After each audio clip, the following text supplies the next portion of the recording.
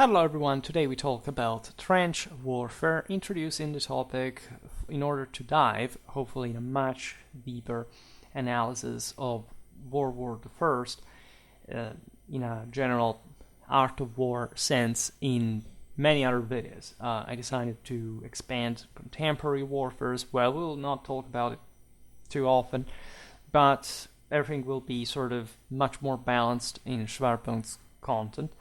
And covering topics, in fact, so far we never discussed. Here and there, of course, on a military history channel, we had to address World War I. You know that I'm pretty vocal about certain misconceptions. This is what I do on YouTube, fundamental disclosure about some topics that, however, are much further discussed and discussable also on YouTube. It doesn't have to stop in the walls of the academias or just actually the archives of an immense amount of articles, quantity that nobody actually reads. And unfortunately, given that out of YouTube I do else, which is also my main occupation, I can't relate dramatically about that. There is some value in that, of course. Especially depending on what you actually publish and how and where and what is that you address, but will not be talking about this. As you know, I'm a medievalist, but I believe that you cannot study and understand the art of war if you don't study, in fact, warfare throughout all the eras, and comparing, in fact, the development of tactics, strategies, armaments, and so on. And hardly a few other topics can turn into such military historical gymnastics as World War I, for obvious reasons that are primarily political, historical, cultural, which are still very close to it, to the point that people react to it in quite interesting ways. Today I want to introduce trench warfare as a whole. Actually, I already made a video about how to storm a trench, which in part we will look at also today, but this is a much wider take at essentially how trench warfare properly came to be, from the political down to the strategical and tactical side of the story. And so referencing also to the various phases of the war, some say theories that existed like at a doctrinal level before and during, how essentially the puzzle of trench warfare was not solved until the war was over, essentially in the early 1920s. And looking at the dramatic, to say the least, efforts that were made in order to, in fact, to deal with it and to continue to employ such military instrument of politics at the end of the day, Clausewitzian. And there are so many aspects of this which are so thought-provoking, because from one side there is a great sense that World War I, more than any other war, was just plain butchery, that say the dehumanization of the soldier reached some of its historical peaks, at least in the sense of just, you know, the soldier being a number, right? It had to almost mathematically be injected into this massive plans, involving, in fact, hundreds of thousands of them becoming casualties in single battles. And so all our reaction to it's difficult perhaps to use the word establishment, but still today, for example, think about how strong the myth of the butchers really is, right? That's something you could actually use in many other contexts in warfare, because there are mistakes, there are excesses, there are many sort of horrific ways in which we learn, right, through putting patches for terrible things happening. On the other hand, there is, however, more, let's say, a clearer, more distinct strategic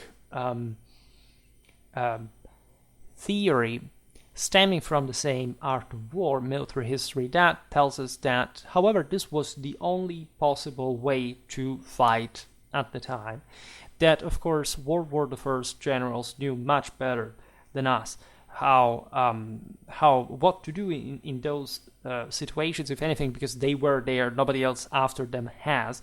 Naturally, we know, in a sense, much better what happens at some levels of some scale of warfare of that kind, consider that nobody up to that point had ever had to handle something of this kind. So we understand how certain things happen today in a sense, but there is a difference between theory and the actual practice in the field. In fact, if we teach theory in military academies, it is to comfort, in a sense, the direct military experience that remains central in any development of command, and there is not much of a doubt on that. So you understand immediately, even just before entering in medias res, how many different, say, foods for thought there are here, and the portents of the same. I would like, however, to start with in reverse. Like we look at, of course, World War I from the future, looking at it as a past, but there were people who actually were able to foretell what this war would have been like right before it was even fought.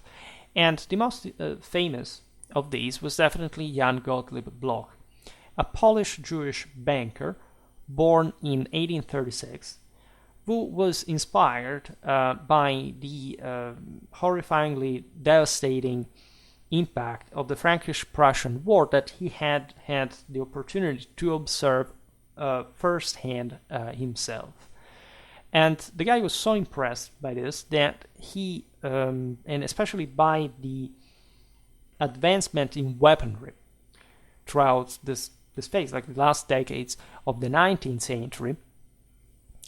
Just yesterday we were discussing this together with Napoleonic light infantry, and in hindsight how many things historically appear much before, like at traits and with some, in embryonal form, with a different declination, etc., before they're eventually combined in later historical period to the fullest.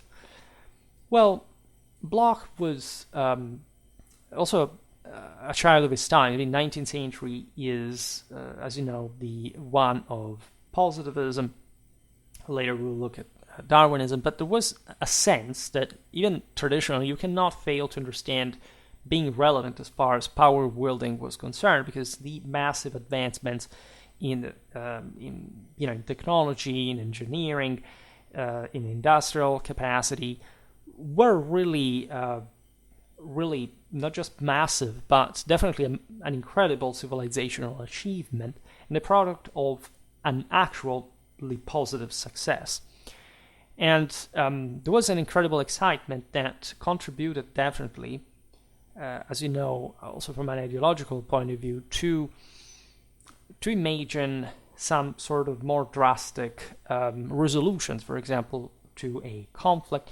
World War I should have been, as a great war, exactly this, right? And in great part, the outcome, like the actual development of the war, occurred because of this enormous forces that were mobilized in an unprecedented way, and that, however, managed to balance one another in that specific context. And not to say that, and of course, I think that you have followed me for some year, you have understood that, of course, there is no determinism about, for example, the Western Front remaining static, moving just some kilometers from all along the line between Switzerland and the North Sea, just because of machine guns or barbed wire or shelling, etc. It was definitely the industrial power and balance of Germany and France and Britain and all the other nations involved in the conflict that were sort of balancing out things, as it is also normal in many other cases. You cannot make the case, of course, that position warfare existed for this reason every time the odds are balanced. But in that context, it was declining that way. And of course, if you look at, I don't know, Africa or Mesopotamia, etc., also Eastern Europe, you know that positional warfare existed in pretty intense ways during World War I, but that those were also many more dynamic fronts. Cavalry was employed. This was true actually at the beginning, at the end of the war, also probably in Western Europe. And so we, generally speaking, tend to give just this boxed definition of what World War I was, what trench warfare deterministically had to be about, but it's not as simple as that. And that's why we have to talk a lot about, of course, the Great War. Now, going back to Bloch, again, the guy is essentially struck by what happens during the Franco-Prussian War, and he has the opportunity to dedicate himself in his later years to researching the nature of warfare during his lifetime. That is to say, of course, the war could not quite be predicted on a timeline, but aside from the fact that there was a sense that things were running towards such a possibility at a point, still there was, and that's why Bloch's work is also interesting, is that it offers sort of a diachronic criticism of all this. He had been studying arms manufacturing, industry, agriculture, so it was an all-around analysis of how politics, warfare, and society would have worked in this nation-state period. And as the 19th century came to a close, Bloch authored an extensive tome titled, quite meaningfully, "Is War Possible Today?" ? Originally written in Russian, which spanned thousands of pages. Massive work, massive analysis. And through his mathematical inquiry, he made a striking prediction for how we know that World War I would have actually been fought. That is to say, future conflicts would largely revolve around industrial capabilities, relegating the role of traditional armies to a secondary status. This is a very provocative idea. It is, say, if we were to approach the thing Clausewitzianly, this is not correct. Actually, this tells you how much Bloch was a child of positivism. But as we'll see now, there is some definitive, we're hinting at the beginning, increasing dehumanization, or at least expendability of the soldiery in an unprecedented way in the history of mankind. We actually dealt with this topic talking, for example, about the effect of Protestant thinking in the mechanization, the dehumanization of warfare in the early modern era. There are very specific reasons for that, and in part they belong to what we call modernity in a way. It's this personalization, it's the idea definitely that the individual is now part of a mass society that had not existed up to a century before, and so that individual is ever less relevant compared to the wall. Also from this topic we could actually reach things like the concepts of absolutes as well as total war. They are radically different things, very often misunderstood as the same. Again, going back to those sort of myths for which if the fourth estaters now were just conceived, even aside from the Great War, but in general, in the nation state in general, as cannon fodder, and to be indoctrinated in very cheap functional ways to that. There is definitely like a sense of betrayal, like of unfairness, of unmotivated sacrifice that sort of began to spread, at least in unprecedented politicological and sociological ways, but also on the actual battlefields. And you know that, of course, traditionally you can't really speak like this because if you're not if you're not in charge of great part of the wall, you also cannot really understand much of the wall itself. So it's very normal for the lesser the individuals to sabotage, not just himself, but the entire system accordingly. This is the age also of the spread of socialism, the sense of, say, the destruction of states that takes on different characters, unprecedented in history, the association of nationalism and socialism in mass society, for example. It's something we have analyzed in many contexts. We talked about this in the video about the Freikorps and this sense of, again, of betrayal and the need to find a scapegoat that is completely opposite to any concept of European tradition of imperial Catholic value. And is essentially just a mask to show that even if somebody had been back in waters, you should have been better than that, right? Just by the infinite power that the human soul definitely has in potential. And so what happens in Acts is just the consequence of this disastrous reality. Remember Nietzsche's, God, it's not much the phrase God is dead, but it's something like, we should use an unprecedented amount of water, like to clean the blood resulting out of that. Well, World War I does seem exactly this scenario, and of course it wasn't over there, as you know. But going back to Bloch, this prediction was really impressive, because this is not just about the broader view that he had, this sort of subordination of humanity to almost the means of production. I made a video about the abomination of the Soviet Union from an ideological point of view, the Soviet abomination of mankind, that's the title, that is actually that very view. Bloch's work is amazing because he foresaw trench warfare as a defining feature. As we will see now, it's not like trench warfare had not existed before World War I and hadn't been intensifying, in fact, in the more recent wars. But the concept that now this trench warfare would have bogged down the various states with the nation's ability to endure hardships and staggering casualties, ultimately determining the victor, unless, as we were pointing out here about the fourth estate ideologies, unless widespread civil unrest led to revolution first. All right, and that's also another very underestimated aspect, because since eventually Nazi fascism took over Europe, leave aside that, again, during the Cold War, half of Europe was condemned to live in subnormal human realities, just because, a part, of course, of the saviors were actually literal communists. Exactly after World War I, we risked the immense catastrophe of actually those communists to take everything over, right? Because Germany did not exist anymore.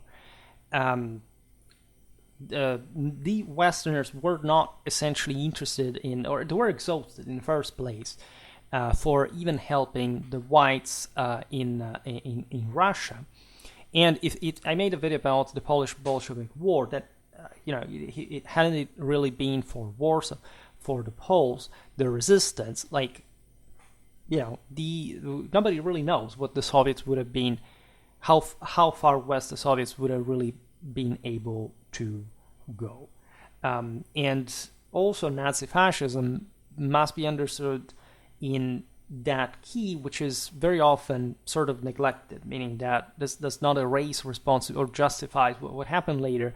It simply tells you that actually, that was, as I always say, nationalism is the last step towards communism in the purest imperial Catholic doctrine, except lesser people today cannot afford to understand that, also because they produce things like World War I and nationalism and or socialism and more. And it's just like a mental illness. It's just basically a virus that rots your brain. If you don't understand that, it's because you're so fallen in the history of divine standards that you can't really even get there anymore. And that's, in fact, the last stage of your subnormal self-destruction, indeed. By the way, Bloch believed that once the war concluded, other extremely spot-on point that I just spoiled, Europe would be left in a state of moral, social, and political ruin. Motivated by a sincere humanitarian impulse, he sought to share his insights, even converting to Calvinism from Judaism, in hopes of gaining the attention of powerful figures. That's how far he went. And this is relevant because part of these divisions were exactly the reason why such war would break out in the first place.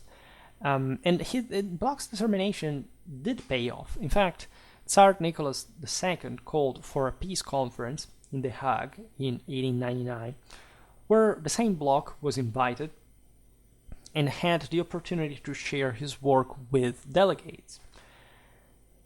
Sadly, the efforts to diplomatically ease the international tensions fell short, and so, as we all know, Bloch's predictions came true.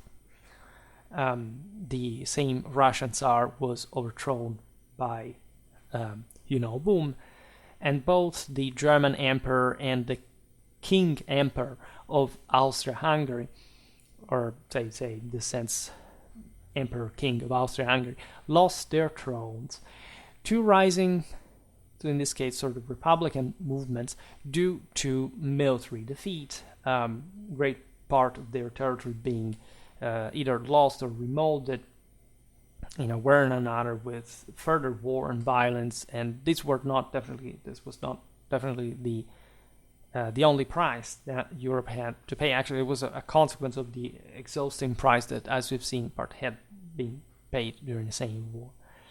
I will also not digress on Versailles, etc. I'm very much Macmillan. I love that historian. I think she's very Macmillan, I think she's called, and she's very famous because she is actually, a woman with her head on her shoulders, and basically exemplifies what actually many men should be as well in terms of, emotional containment, considering the obscenely absurd, in fact, subnormal beliefs of things like, we should have not fought the war. Like Britain is a magical country that for some reason had just to watch, somebody taking over Europe and eventually threatening the same Britain, just like it happened during World War II. And yes, everybody will say, World War I is not like World War II. It doesn't mean anything, right? The sense of pietistic, again, acceptation of subnormality of fourth estate or standards in the terms of,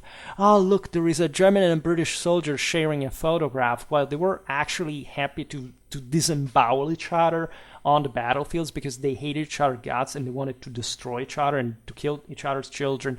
Think about the German bombings of Britain. The entire issue, what those actual people's beliefs were, before the war, everywhere there are differences, but it's not like it was a misunderstanding. The common people did not want to go through. This is only what lesser people believe because they're not satisfactorily educated, right? Study what World War I actually was, not playing sort of strange games of simulation of what ifs of why should have, because it gets down to just, no, I would have liked this video game faction to win instead. For which reasons, if you dig under it, scratch very superficially beneath this thin layer, it's because always like sense of completely undeserved admiration for a country or another, the complete equivocation of what it means actually to be a civilization and how to develop and what kind of military power stems from that.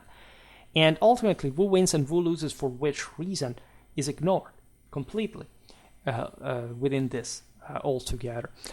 But that's also something I will leave for another, because it goes all together with the myth of the butchers, by the way. It's like saying, they should have not done this, they should have not that. Were you there? Did you have the know-how and knowledge to do things better? Right? Again, victimism, blaming do not belong to the purity of the imperial Catholic European tradition, right? If you bind to that, it means that you're automatically excluded from any Western identity whatsoever, right? And it's better that I don't qualify further what that actually reveals. In any case, there is another myth, in fact, concerning the idea that military leaders would have essentially been unaware of, if not military changes, at least that the problems that this would have procured during a war that was a great leap in the dark. As we've seen, even military leaders had read Bloch's ideas as the ones of others. Like, there was a sort of florid discussion, after all, around military matters. We're talking about much more militaristic societies than our own in the general political discourse. So it's not like they disregarded such issue. They knew perfectly well how devastating machine guns were, how, let's say, trench warfare had already played out in many contexts. The problem is, of course, that they wouldn't know how it would happen in Europe. There was no way, just there wouldn't be today, to actually predict how things would have gone in a similar circumstance. And so military leaders actually engaged, for example, with Bloch's work, and were even significantly impressed by his insights. Although he was not part of the elite military circle, he managed to gain attention beyond the established boundaries. And this is something unsurprising, given that I have the von Clausewitz avatar, and as you know, his opponent, Jomini, at least theoretically, because he eventually admitted that he was right, great man Jomini in this sense, and we'll talk about him soon because you're legitimately curious about him, was actually a civilian that wrote for the military. And the military was so fond of his work, whereas von Clausewitz was an actual military man who wrote, again, something else. We'll not digress in the difference between von Clausewitz and Jomini. I discussed it partly yesterday. If you're interested, I have plenty of videos on von Clausewitz. And that, however, was incredibly more successful among civilians. And he knew how to, because if you have read the Vom Kriege, you know that he uses very sort of relatable metaphors and explanations, and beautiful, also poetic views to, at the end of the day, in the work, describe what war is in essence, and not abstractly, but quite concretely in the way it's actually fought. And so how also just providing, also for military men, if not specifically in the degree of positivity that such applicable theory has, and that therefore alone it's a war peer, basically anything that has ever been written on war. Nevertheless, as the prospect of war seemed increasingly inevitable, military strategists focused on one pressing question: how to achieve victory in the looming conflict rather than contemplating its complexities. It's absolutely normal. To a degree, it's even obvious, and say positively so, because it's useless to try even to predict such a complex model. There is no doubt there was some generalized doctrinal shortcoming regarding what the next war, the big one that they were, of course, like the people were aware of the possibility politically, diplomatically, like in the relation between the various countries could break out in Europe, and so being of unprecedented force. So this was already known. It was obvious. It was under everybody's eyes how fast and how much the world was really changing, including the old one. And so this is what made the challenge of waging a trench war on such an unprecedented scale unresolvable, rather than unresolved before the war.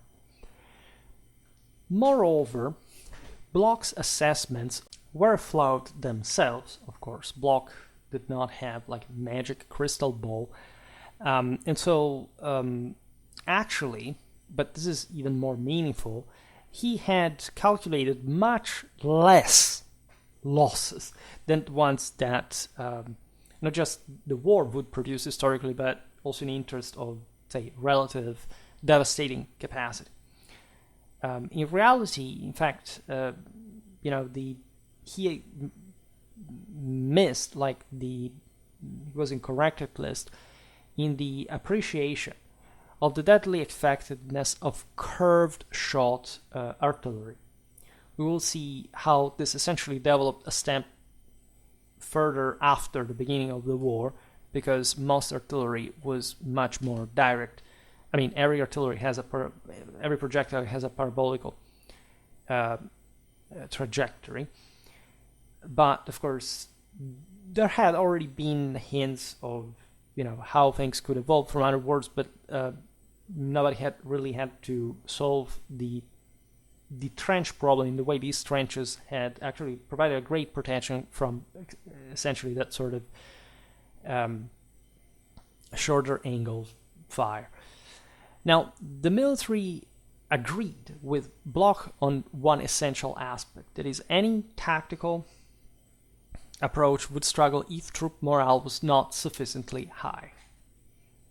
This was well known. Von Clausewitz was well known already, but not really prevalent, nor it ever was actually in a broader cultural sense in military academies, right? Paradoxically, it would be the communists, starting with Lenin, that would spread Clausewitzian theory in the military. Let's say, I don't know, the Soviet era, say, military historical legacy is much more Clausewitzian, aside from the obvious shortcoming of those countries compared to the Western one, I'd say the American one. But in fact, that was not so. I mean, the prevalence of moral forces was paramount. Everybody had understood that, yes, you should have all the technology that you want, you can have all the means that you want, but if you don't have an iron will to just go out and kill or get killed, basically you wouldn't do much. Motivation, morale, general spirit of sacrifice for which values is a question that a country, a culture, a civilization has to answer beyond warfare. And as we know, there were many other scientific and philosophical currents agitating the West, and also fueling the certain political ideologies that would, say, reinforce, for example, the necessity of the same war and this massacres motivation. For example, social Darwinism that was applied through the notion of the survival of the fittest to races and species alike. So it was basically a mistake, considering which, in the anxiety regarding the aforementioned lack of knowledge of how the war would have actually been fought, was bringing people's nerves to rest on this essentially zoological materialism, so determinism, treating politics and war and societies as just single, biological organisms, which is not exactly what this really is. And especially, again, there is indeed a sense of it was refined at the time. There were many, as you know, traditional sort of ideologies compenetrating with this. So the sense, of course, that warfare is a chance of purification, of strengthening, of selection, and of victory, of struggle and victory, is actually correct, right? It's not, as many people would find such statements dangerous, but when you look at the same war, you perfectly know that, at least if you know it in a broader anthropological, religious, and historical sense, in a strictly military one, you know how concrete this is. The point that I think was really the major blunder is that, of course, races, nations, countries were heavily overestimating themselves.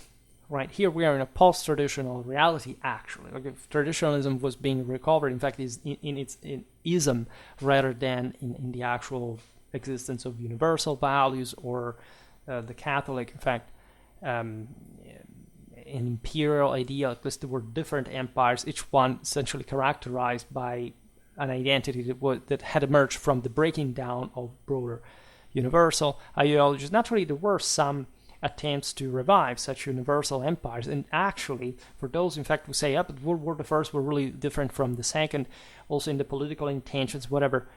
But, World War II also was the consequence of World War the First. And do you think that sense of frustrated expectations, nationally wise, in a sense of universal global imperial leadership, hadn't anything to do with this? Actually, I think that World War I was incredibly, say also World War II for that matter, or any war, incredibly useful to revisit and understand those kind of beliefs, because very far from actually giving you the chance to support, to condone, or to motivate, or to justify, or even support some of the motivations behind these wars, actually they show you who lost, which is actually the first indicator in the entire traditional doctrine of who is actually the weaker one, which is exactly at the end of the day what turned out to be. And quality versus quantity is not an absolute equation. You have to say how many and who to answer that. And so even though there might have been more, say, progressive, more reactionary countries in a broader historical sense in all this, they also worked similarly and or were part of a stage of the generation of traditional values that could, just in the broader balance, cause this different outcomes simply on the basis of, I don't know, obviously Nazi Germany had a much greater quality than the Soviet Union during World War II, but was this enough for Germany alone to win against the Soviet Union? Of course not, right? And but not just because of Barbarossa, but because of the whole beginnings, like what the Germans had to do before going after the Soviet Union, they invading all the rest of Europe, because otherwise they would have never had the industry, the manpower, etc., to carry that out. And almost succeeding to an extent, even though there is a huge debate about that too, but I'm not going to enter that. We'll talk more about World War II, because I actually love that too, from a military point of view, but these are so heavily loaded topics, ideologically, politically, and in the general perception, people, that whatever you say, no matter how clearly, which I may not be the best, as I say the greatest accomplisher in, is going to be understood in the literal opposite sense. And so we have to go step by step so that you can provide people at least with some sort of guidance, with some consistent theory that repeated over time, like sort of can be used at least as a compass. Then if you don't want to understand, it's not my problem. I actually don't care. I'm all say calm and comfy here, and actually having fun. Now, in the context of warfare, the nation, so this was the idea, the nation that displayed the greatest willingness to sacrifice was seen as the most formidable. In other words, it's almost an opposite idea that we have today. There are some countries, evidently, that do not care at all about how many people they send to die. And this is not per se an indicator of military quality. If anything, it's the opposite, at least in this historical context. During World War I, also, of course, part of this did make sense. For example, I don't know, Germany today is not definitely the country that wants to send the most soldiers out there to die. During World War I, actually the Germans were the most fiercely and proudly aggressive of all these peoples, exactly in this massive sacrifice, as the form of the hallmark of greatest honor, and more. And there is no doubt that you see in the Clausewitzian Trinity, blind hatred, primordial hatred that pertains in fact to the masses, to society, is useful. Actually, in war, like the war is the broader test of this system, right? Whereas you have politics, that is the rational part, and the military, that is the one who takes this gamble, and then you have the people, that is the one that just hates, right? And so you have to use the mass, its moral, primitive, brutal, animal-like, moral force to be channeled through the actual, say, Apollonian guidance, as much as, of course, governments are part of a fallen world themselves. It's not to say that it's pure reason, but just also for countering people who think that, I don't know, they're better than their government. Right? If anything, if you're part of a country that you allegedly despise, you're basically admitting that you're a scumbag yourself, by definition, and you should be treated as such beautifully and tastefully. But the sense is that also this must be channeled through, of course, the military. And so there is a way you send literally these people to the meat grinder that must be effective. Again, war cannot be made without sending people to get themselves killed, but of course they should do so in killing others, in an the enemy, in an opponent, in an effective way that must be prepared politically and strategically. So from a military standpoint, the principle of self-sacrifice glorified the value of a nation by pre-World War I standards. This was the general temper of the time. This was really gauged by how many deaths and hardships its people were prepared to endure for the sake of victory. And again, it does make sense, except this, to an extent, sclerotized. Just like, do you want total war? The famous 1943 Nazi. The war was over, right? But that was basically saying, are you giving us free reins to get you all killed? And the answer was a resounding yes.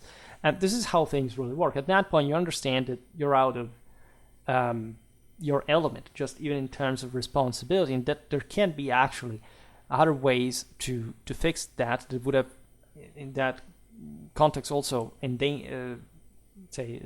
spare from danger a great part of Europe against the same Soviets. This point would be enormously debated in a strictly political, strategical sense at the time, no doubt.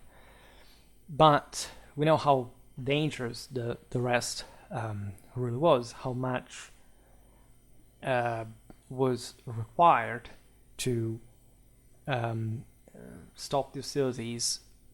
And had it been done just from one side or the other, this, again, incredibly complicated thing to do historically, but in an anti-communist perspective could have been done, and actually the Cold War was just to happen anyway.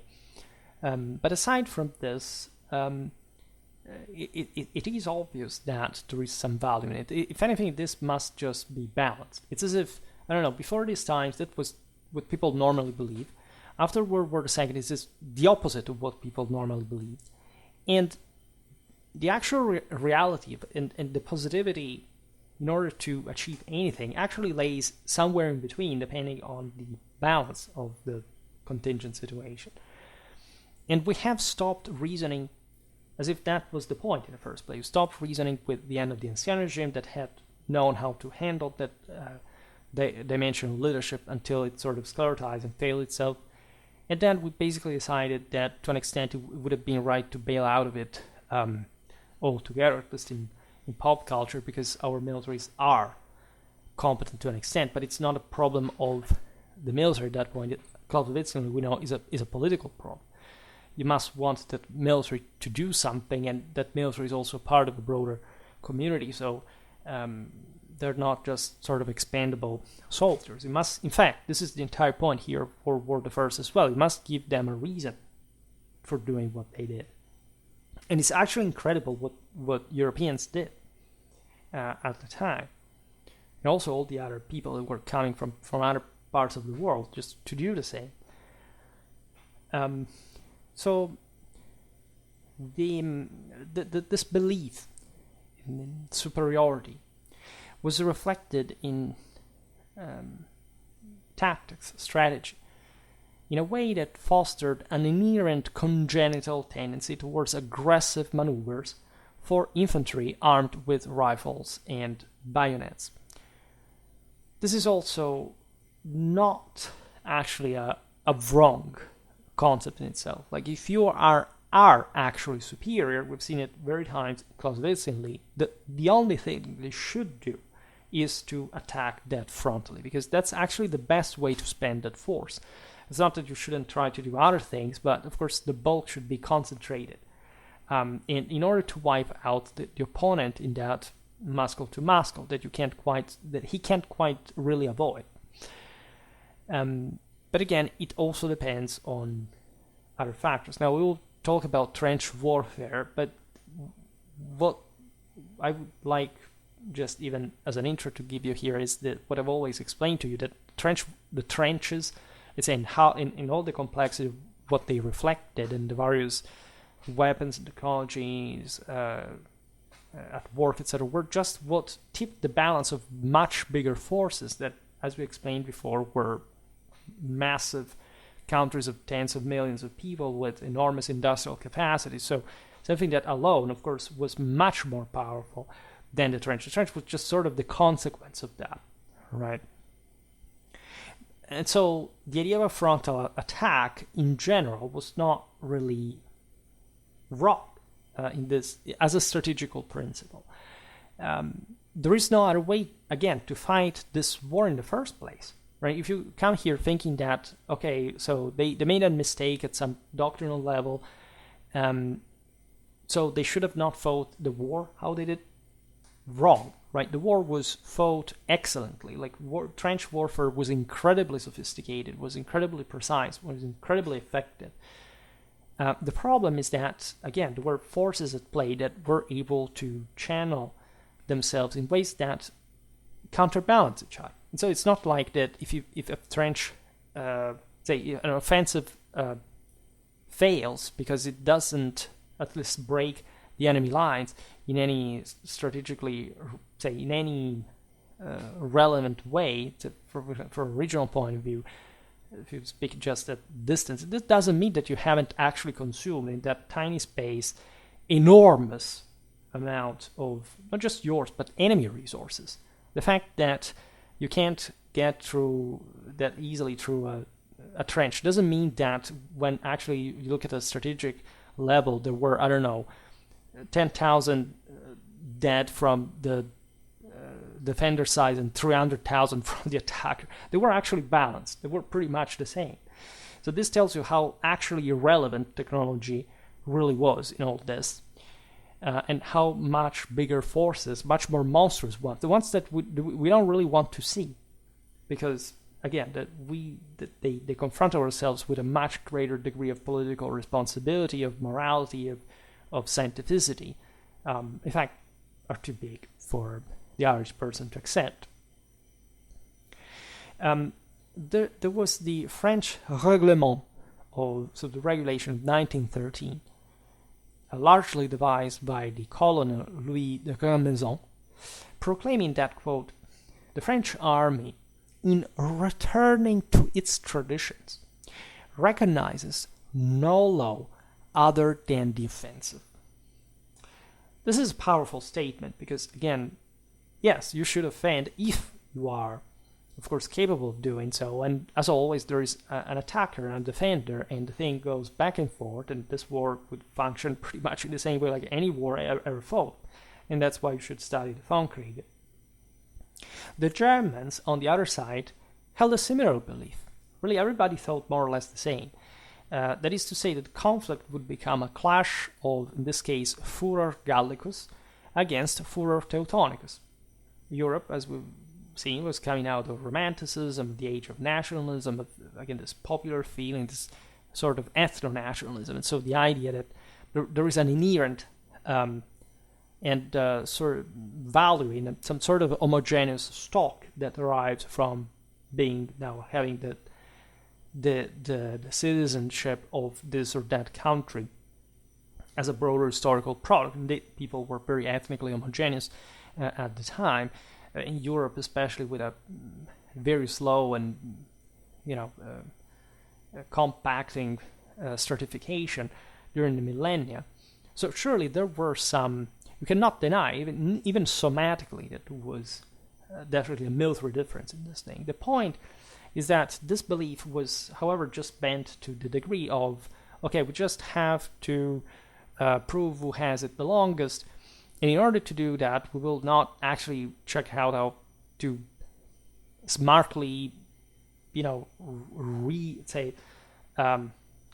solve the issue. Or at least people would have not known anything about strategy and tactics. Again, the military leadership was actually good, technically wise. Some were, of course, politically compromised as well. The Germans essentially went on for years knowing that at best they could have, yes, broken through the enemy lines, but not quite sort of won the war in a broader sense, but both some sort of tolerable peace of sort.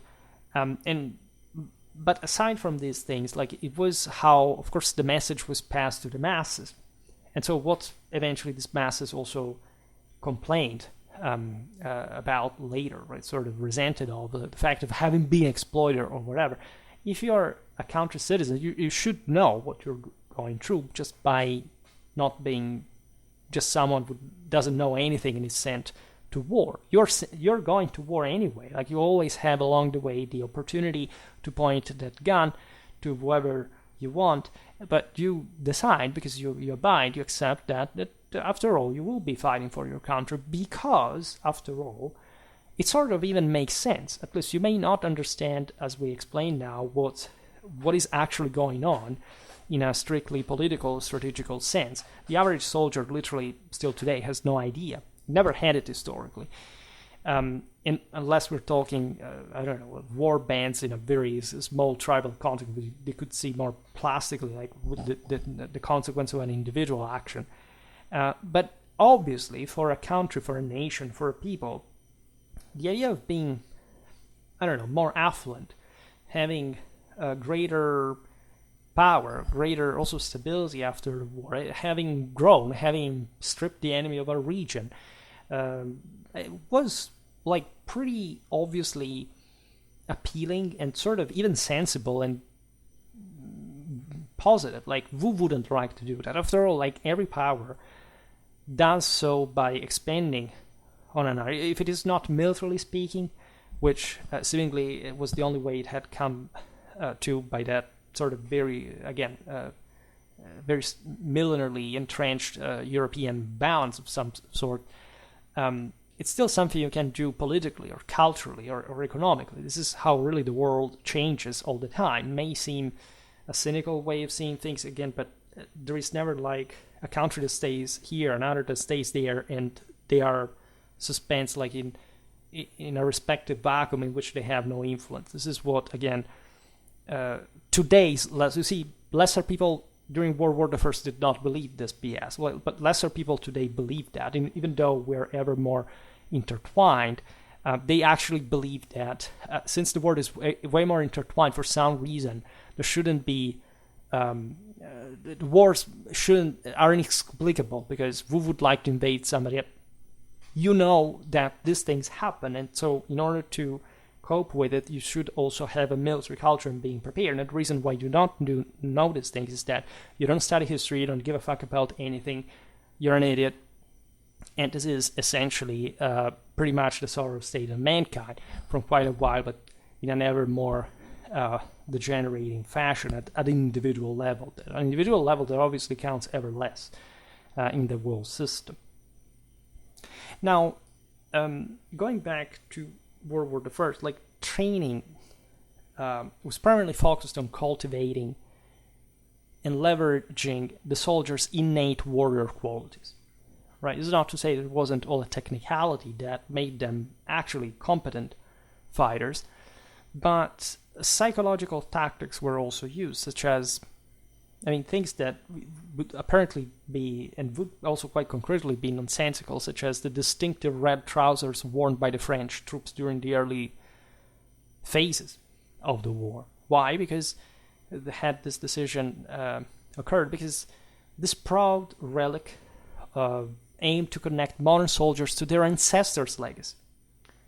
They literally were told that they should have revived the tradition of their country, that their ancestors had fought like this. Now they should continue that, because nothing is more important than the adherence to that.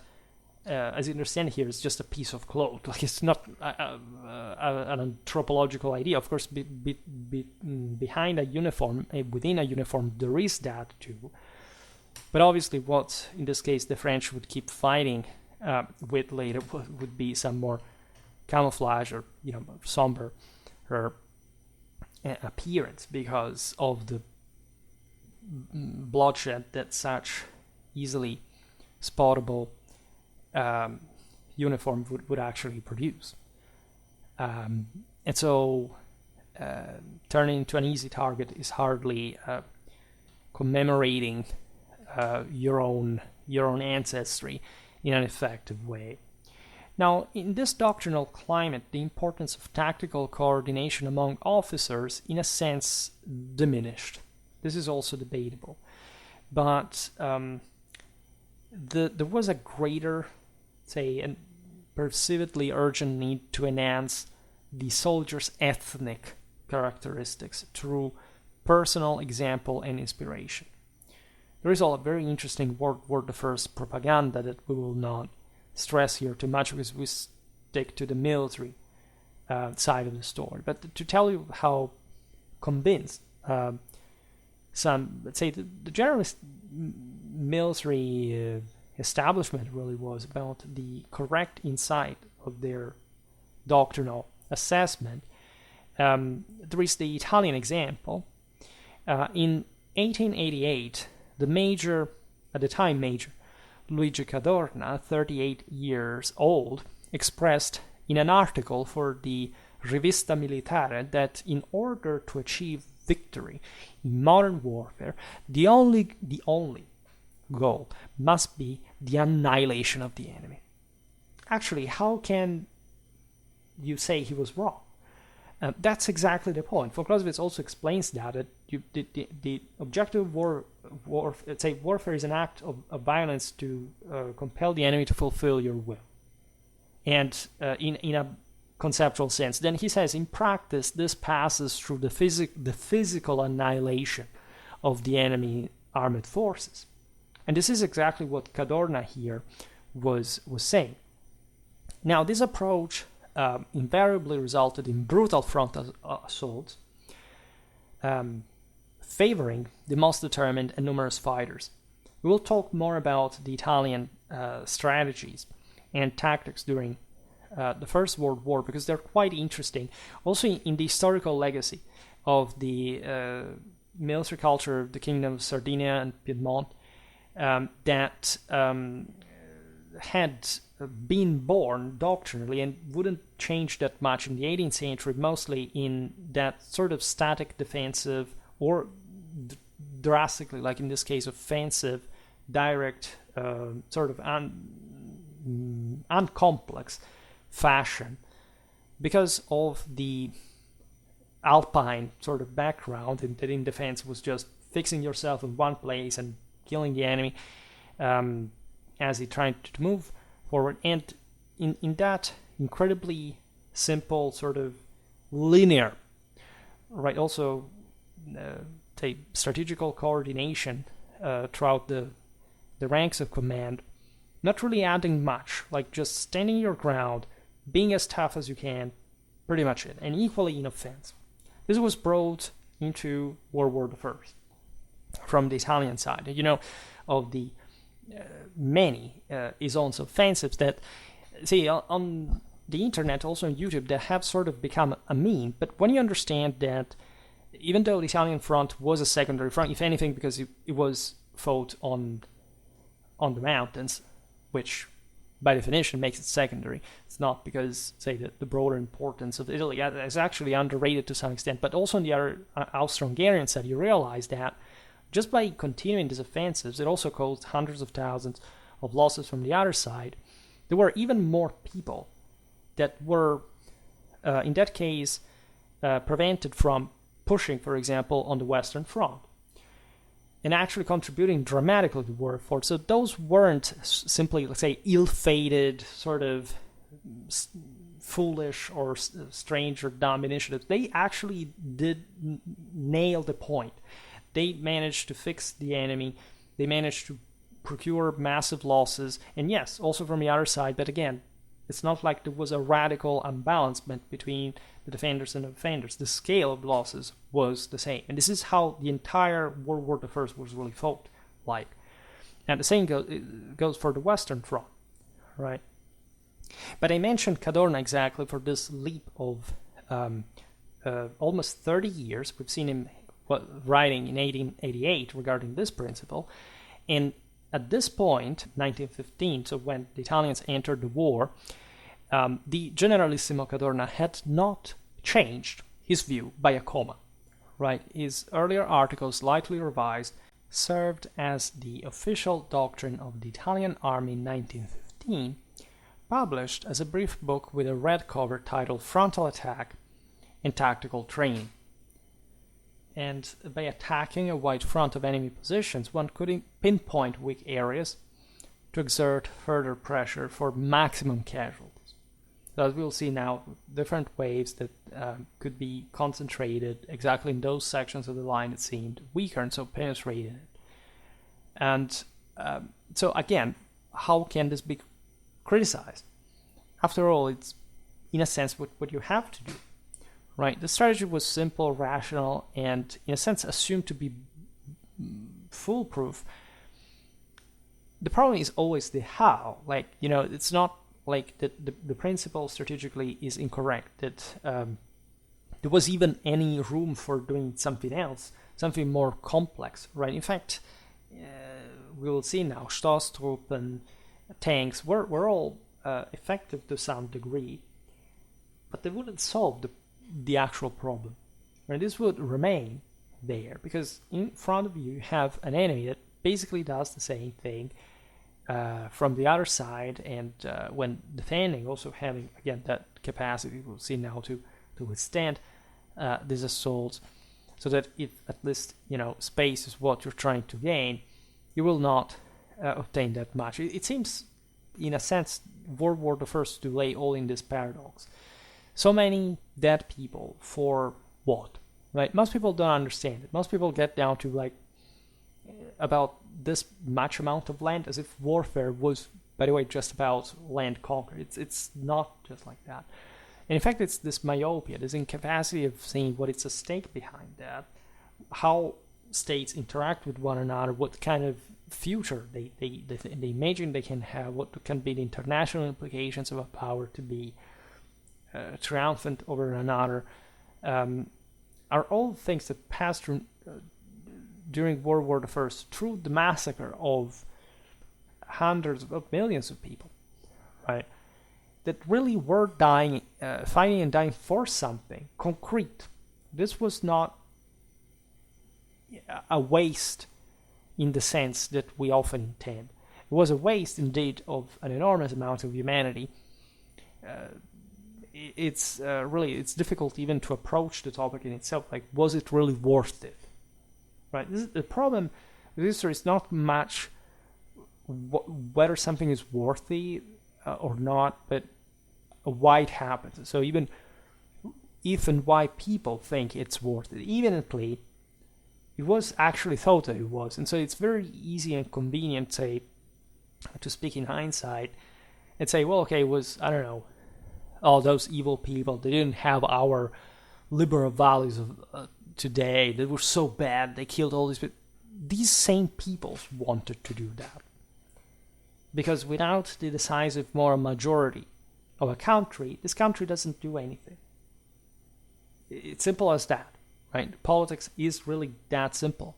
It's hard, but it all gets down to that. Every people is exclusively and totally responsible for literally every single thing that happens to them, always, and in any case, and for whichever reason. Even if it's another people doing it to them, it's still that other people's responsibility and whatever, but at the same time, it's yours at the same time, in the same measure, for what happens. Because where do you draw the line? Morally or scientifically. It doesn't make any sense, right? And indeed, we'll see trench warfare would actually get that sophisticated, and so there would be much more room for doing lots of things that this earlier manuals weren't quite conceding, right?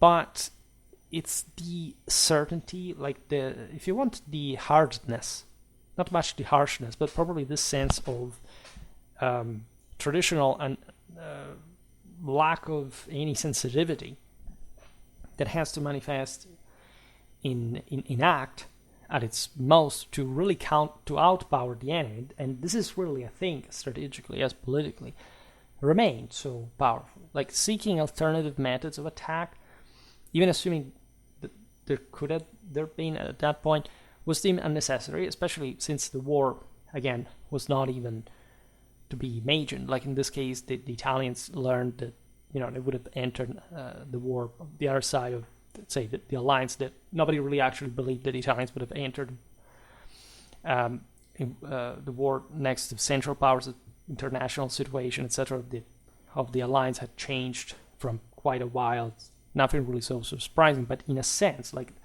the fact that the war would break out like this, and that immediately also the adaptation to the military plans would be that short in time, tells you how naturally it was also a matter of speculation how war would have really been fought at some point. After all, that there were wars in the same Europe, in the same Mediterranean, that were being fought and won, and to some extent,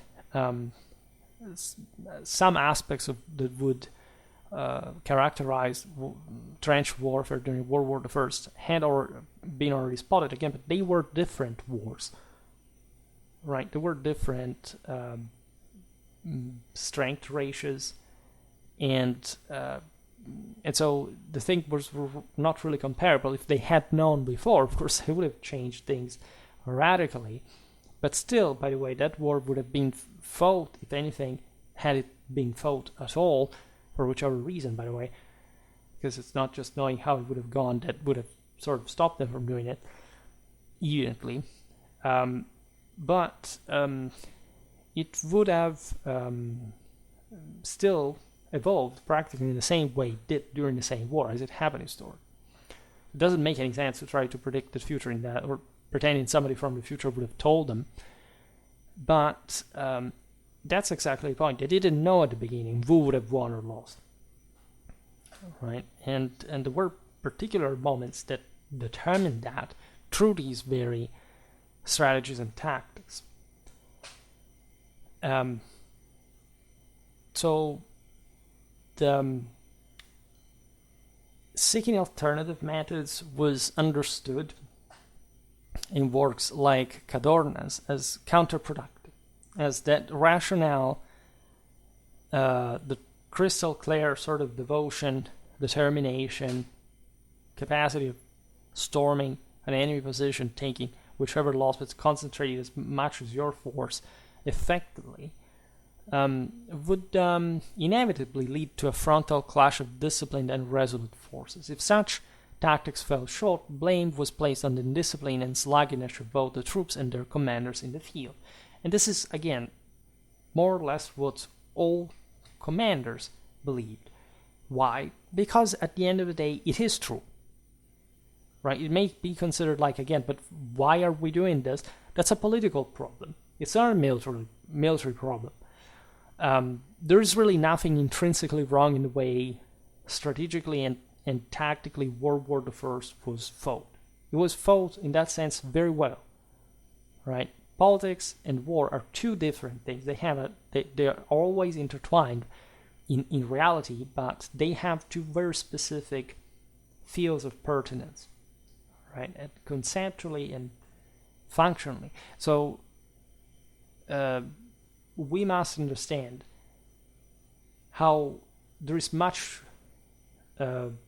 are much more rigged things than war as a political instrument. It's the motivation of that is always rigged to it, not because it's war, but because it's politics, because it's people, because we're fallen, etc. But it can also be more or less rigged. Now, we, of course, know well the most important battles of the war. We will recapitulate some, and of course we will make plenty of videos on them in the first place. The first battle of the Marne, some of you asked me about the so-called Schlieffen plan, etc. Preparing a video actually on it. The various plans actually throughout, from the one of von Moltke the Elder to the so-called Schlieffen won later on its modification. And say the first Battle of the Marne took place during a week, all right, from September the 5th to the 12th, 1940. And this is really like as the beginning on the Western Front, the end of the so-called movement phase of the same war, at least in the Western Front, shattering the earlier assumption that the war would be brief, forever, marking probably the end of this entire illusion, right? Not delusion, but still, again, something that was believed could have gone differently, and definitely the Battle of the Marne could have gone differently. In the early days of combat, however, it became quickly clear that even minor disruptions during an offensive could allow defenders to quickly dig in and establish trenches. That's the first thing. That's how trench warfare was actually born. Because while these fortifications were often basic and improvised, they provided effective enough to help defenders withstand much larger enemy forces, enabling better troop distribution across different sectors, allowing for reserves, buying time. The French referred to the first Battle of the Marne, as you know, as the miracle of the Marne, as it truly was a striking victory that spared France from defeat that early in the war, as the Germans had planned. With 1 million Allied troops facing 500,000 Germans, the total casualties reached 500,000, split evenly between the two sides. By the way, as we were saying before, as we'll see now, this is a hallmark of the saying. Like, yes, the offenders were normally taking more losses, but they weren't by scale or even just by multiple, like larger than one of the defenders. The German offensive faltered essentially due to logistical challenges, unable to overcome the French's resolute spirit. Reinforcements streamed in, with troops even being transported, famously 5 at a time in Parisian taxis. This brief phase of movement in the Great War came to an end, giving way to a much longer period characterized by what we will see now, the deadly combination of the trenches, barbed wire, and machine guns, but also a lot of artillery fire. So the idea of using entrenched positions is not new. It's not new at the beginning of the war. It had been used since ever, right? Trenches are part of the just normal fortification systems throughout all warfare. But in more recent years, there had been even greater displays of this. For example, during the latter part of the American Civil War, and actually preparing a series exactly on that, the Confederates made extensive use of entrenchments, essentially for the broader strategic defenses that they had assumed at that point, causing substantial losses to Union soldiers at the famous battle, Siege of Fredericksburg, in December 1862. Even more recently, in those wars sort of paved the way to the Great One, especially the Balkan ones between 1912 and 13, like trenches had become really widespread. Trenches had been a very important thing during the Russo-Japanese War, 1904-1905, that also essentially gave, as you know, Russia a sort of last, say blow before the last of the same war, in terms of undermining its Tsarist empire, internal stability. So So it would be misleading to say that trench warfare, of course, was surprising was a surprising development for European militaries at all. Right? What truly surprised military leaders was the scale of this, like the vast scale of trench systems and their swift transformation into a well-developed and intricate defensive mechanism already by the fall of 1914, in parallel, by the way, with the very apt and competent adaptation to the same tactical landscape by the various militaries involved, right? There wasn't, let's say, after this first settlement, this sort of frontal smashing into one another in still a situation that seemingly could evolve into some sort of more mobile warfare like it had been more or less in the previous ones in the 19th century. And I didn't talk so much about Napoleon, but it was a myth there also, but it wasn't so determining. The European, the military doctrine in the war immediately adapted to this. Like there wasn't all these years of warfare fought with manuals that did not really meet the context of the actual battlefields. Immediately after some weeks, all armies involved in the war, and just also those who were to intervene later, etc., they knew perfectly what this was about, had adapted, and if anything, there was an enormous effort all behind the trenches, as down to the domestic production, etc. That, of course, is much more important in terms of what could be spent as a resource. And it was really gigantic and unprecedented in the history of mankind. What happened in the front lines was essentially what that system required. Just functionally, reasonably, effectively. And that's how the war would be fought.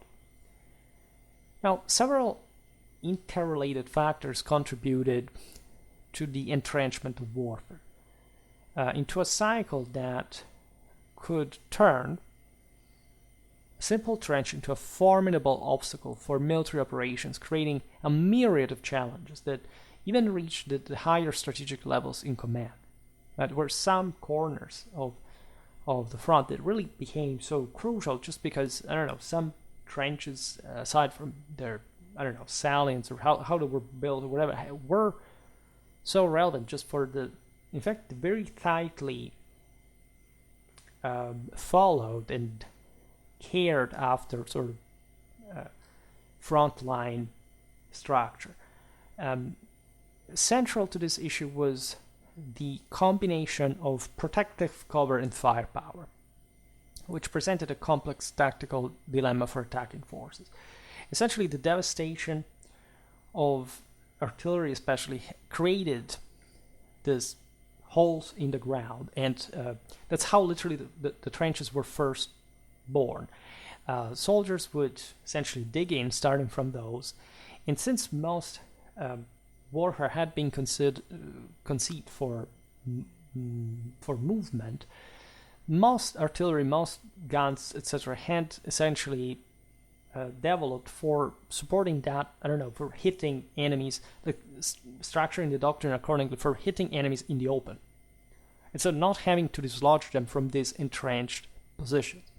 This again, it's not like there hadn't been trenches and they didn't have means or ideas of how to take on trenches. It's just the scale of this was unprecedented for just merely like the availability of weapons that were priorly used to dislodge enemies from the trenches. The field fortifications afforded substantial protection to defenders during preparatory artillery barrages that alone, in spite of the massive amount of casualties also among the defenders, would not wipe out the actual enemy.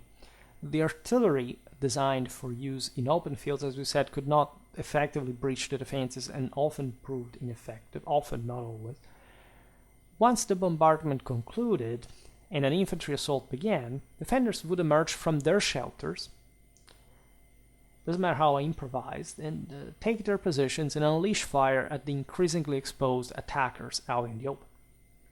So causing, as you know, a veritable carnage.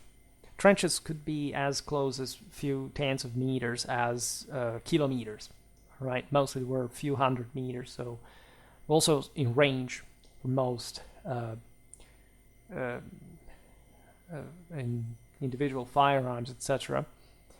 But at the same time, they were, say, the attacks also were much more tidy than we think. There was also a lot of, sometimes in no man's land, there was really a lot of actual land to cover before anything happened.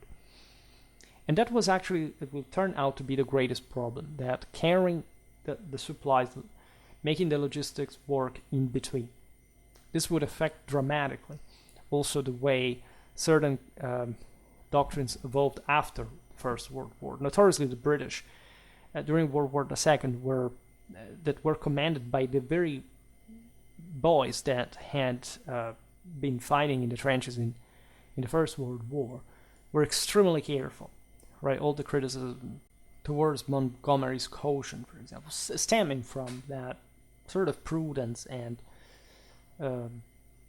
adequate time dedicated to loading supplies, having them available, and so on. Would be a lot to tell about this, but we're talking about World War I now. But I mean, those were the same people. I've acknowledged, by the way, if you listen, I mentioned Montgomery, of course. If you listen to some of his interviews, they were aware of what had been happening in World War I in terms of resources consumption, human ones included. Right, that mentality that was surely rigid, was surely that meeting definitely with some limit and coping with dealing with that, while people were dying, but still competently handling the matter at large.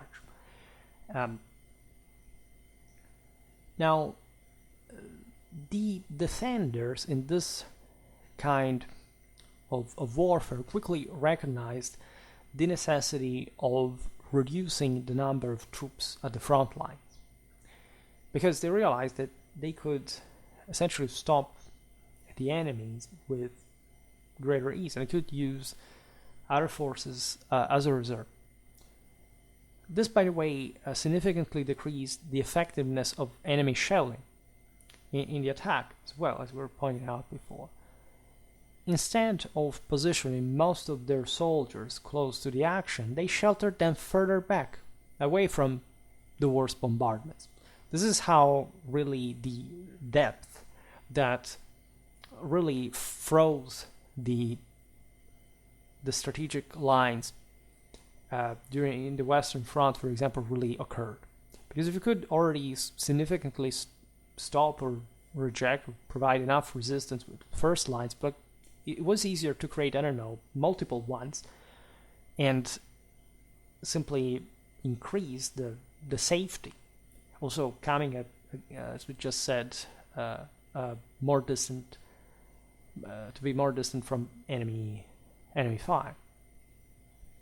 Even though some defenders might be taken out preliminarily by artillery fire, the modern rifles capable of firing 20 shots per minute. The Lee Enfield was a hell of a thing. Some Germans, while getting shot at it for the first times, they thought they were being machine gunned. All right, and that's something that we could have actually told by some, from some American perspective, in 1944 after Overlord, when they met with some, even though the Americans having the semi-automatic M1 Garand receiving fire from units equipped with K98s, aside from MG42s, admittedly, but that's another story. I made some videos about at least Overlord. We'll talk more about World War II. It's also something else back in the day, but this year was the 80th anniversary. It's something longer. And I talked also about this, like how the World War I influenced even the planning of Overlord, etc. And so, especially machine guns already during World War I could unleash 600 rounds in the same minute, right? Those rifles shot 20 shots, allowing a small contingent to hold their positions against much larger enemy forces. This strategy permitted fresh reinforcements to take over the trenches. So the point was not really even, again, having a great difficulty even taking the first line, but having, as we'll see now, to maintain that from counterattacks, all those forces that had been kept in the rear lines. Now, the machine gun, shall make a video about this, was a relatively new invention, having first appeared in significant numbers essentially during the US Civil War, 1861-65, the Franco-Prussian one, 1870-71, and the aforementioned Russo-Japanese War, 1905. And various colonial conflicts as well. And as we said, while there was some existing information about their effectiveness, military leaders' conclusions were often only partially correct. The technological factor was relevant. Again, it was not even remotely close to be anything near or even thinkably decisive, like it never is in any military historical context, but it did have an important element, especially when there are human life stakes. For example, just another example from the Eastern Front at the beginning of the war, the Tannenberg, right? The Russian forces there were nearly double the size of the German army that had decided to concentrate, as you know, its main effort on France, and so keeping the Russians at bay. The idea was knocking France out immediately and then coping with the Russians that were objectively less threatening in that sense. And so the Russians are actually overconfident. They aggressively took the offensive in response to a call for assistance from their allies who were in dire trouble in the Western Front. Of course, the Entente required it. They had their own plans as well. However, the Germans famously managed to defeat the Russians within a week, capitalizing on what? Also, at least among the various things, a radio interception that unveiled their strategies, the enemy strategies. This outcome underscored the necessity for military tactics to leverage and master technological advancements, highlighting the formidable destructive power of the available weaponry and technology in general, which had the potential to drastically alter the balance of power. Now, the foremost concern, especially regarding early 20th century offensive strategies, was the machine gun's perceived ineffectiveness in assault. This was doctrinally misassessed, for sure. The machine gun was considered too heavy and unwieldy to be used alongside advancing troops. And the reason may seem bizarre, because machine guns at this point, as we've seen, fired so much that they required, additionally to the piece and the crew, a dedicated team of ammunition bearers, complicating practical usage further. So the idea is that we don't really need this. They hadn't really pictured how thickly compact and sort of close that trench warfare would have become. So they thought essentially that the infantry mobility in open ground would have compensated for that. They could have reached machine guns before a line could simply be taken down that easily. And so they really miscalculated it.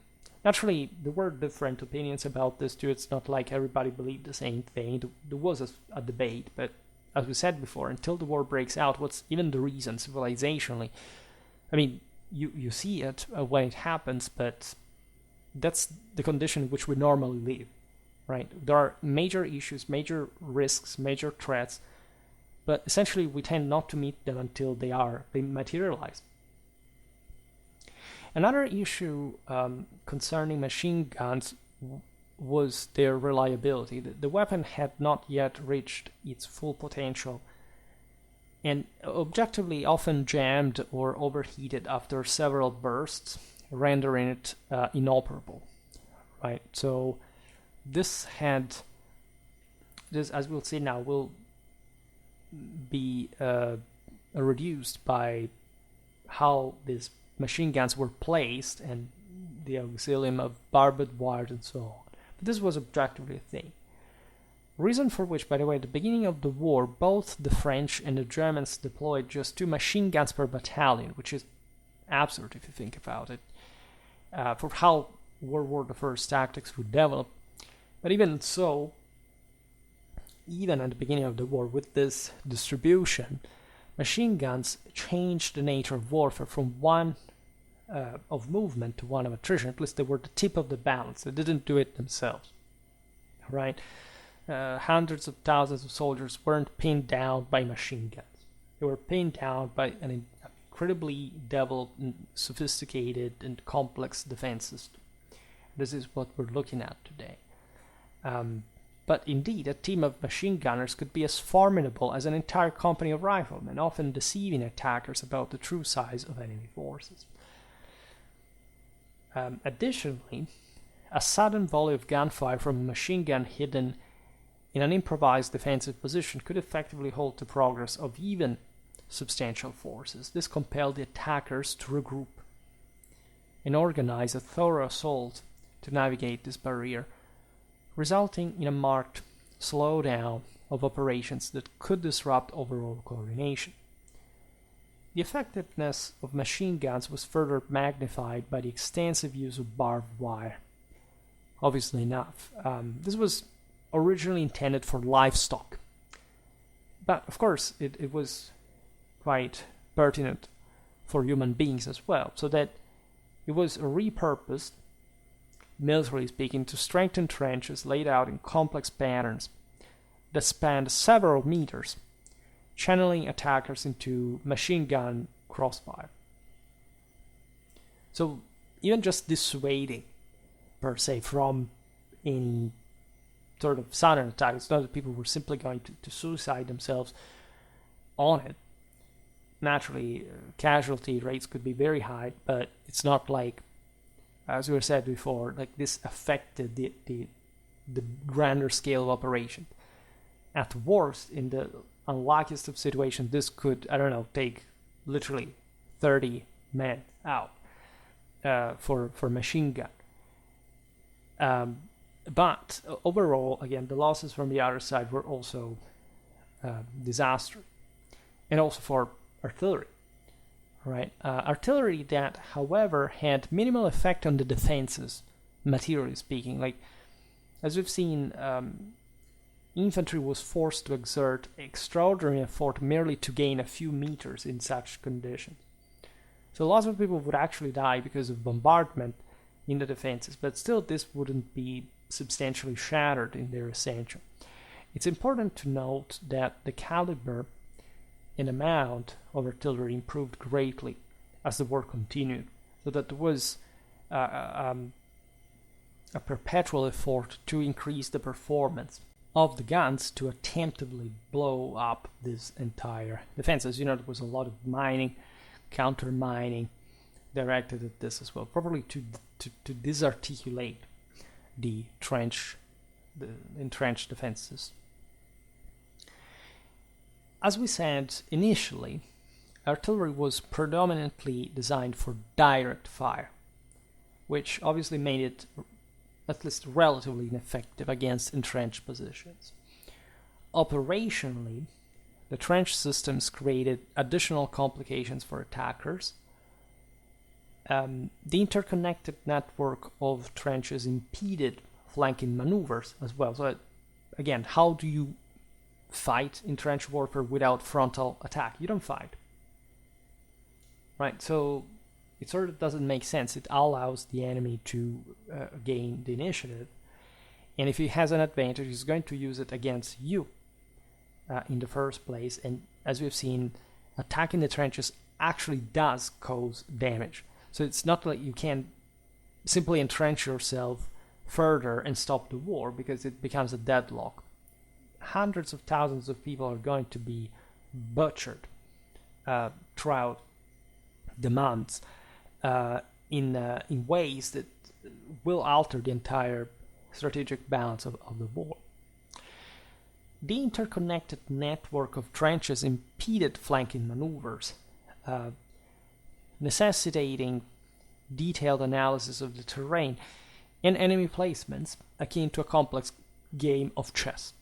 And again, this is not the technology. You could have been a civilian engineer and designed and even built an excellent trench.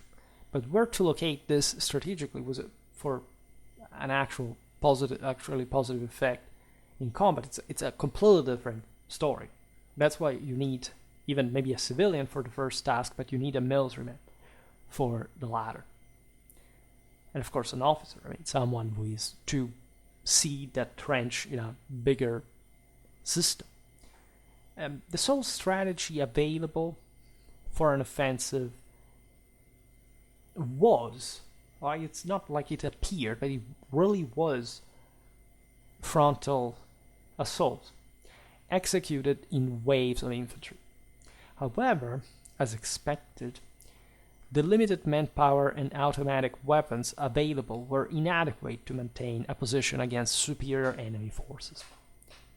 So it's not like in movies where you see these guys that magically get shot as soon as they simply come out of the trench. Surely it would have happened if there were snipers, etc., but most of the times offensives were designed in ways that, yes, they would take many casualties in no man's land, but would eventually land into the trenches, being able to storm them quite bloodily.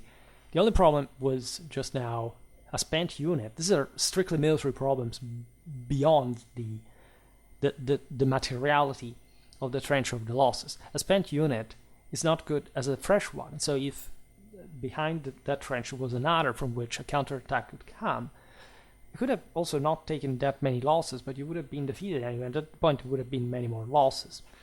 So that's really the logic behind this. There wasn't a way to force this wall of men rather than the trenches. This is incredibly important. And that's why also warfare was much more technical. It's not just about running and hoping not to be shot, right? There is all, as we'll see now, some ways that were used to try to sort out how to break through that require time, attention, a great specialization, sophistication, and so on.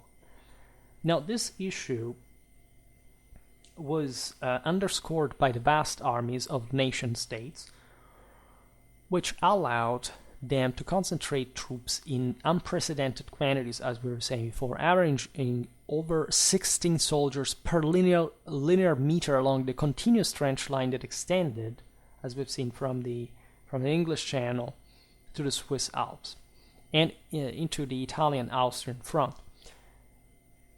16 soldiers, meaning that these were per meter, meaning that they were all mostly in the rear, right, ready to support one another. This abundance of soldiers, it's because as we've seen also in the front line, they were actually, like in the very outer trenches, were less normal.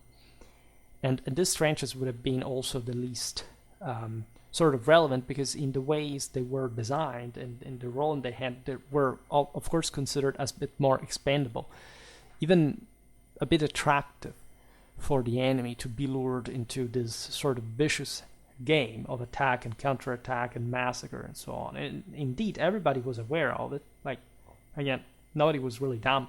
So this abundance of soldiers enabled the retention of significant reserves behind frontline units, not only for responding to possible breaches, but crucially, for launching counterattacks to regain lost ground. Defensive systems became gradually more elaborate and deeper, designed to withstand enemy assaults. For example, the German fortifications reached depths of up to 15 kilometers, with the Allied defenses closely following suit. The Germans were finding more, less technological solutions to their issues. Right?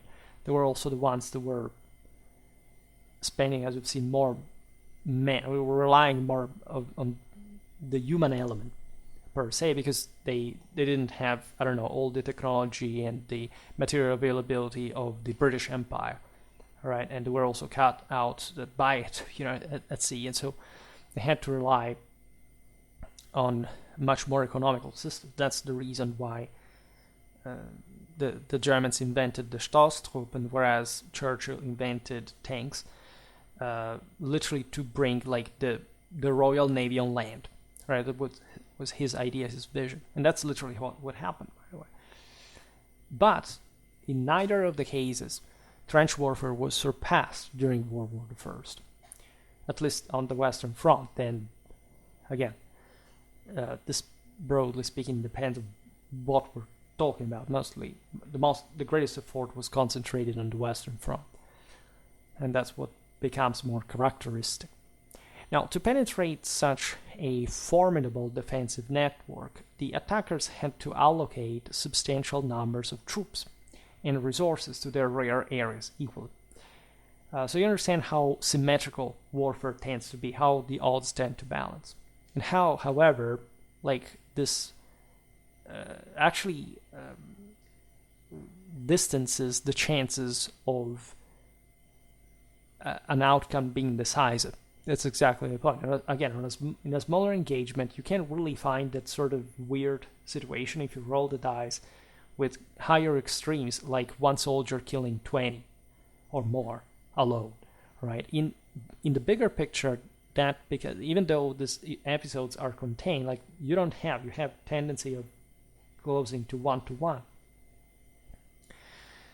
That's why the system counterbalances. This is very important in the theory of the art of war, because also the system becomes more dispendious in relative terms. Like for the second principle of thermodynamics, the bigger the system, the more quickly it decays, and so the less efficient it really is.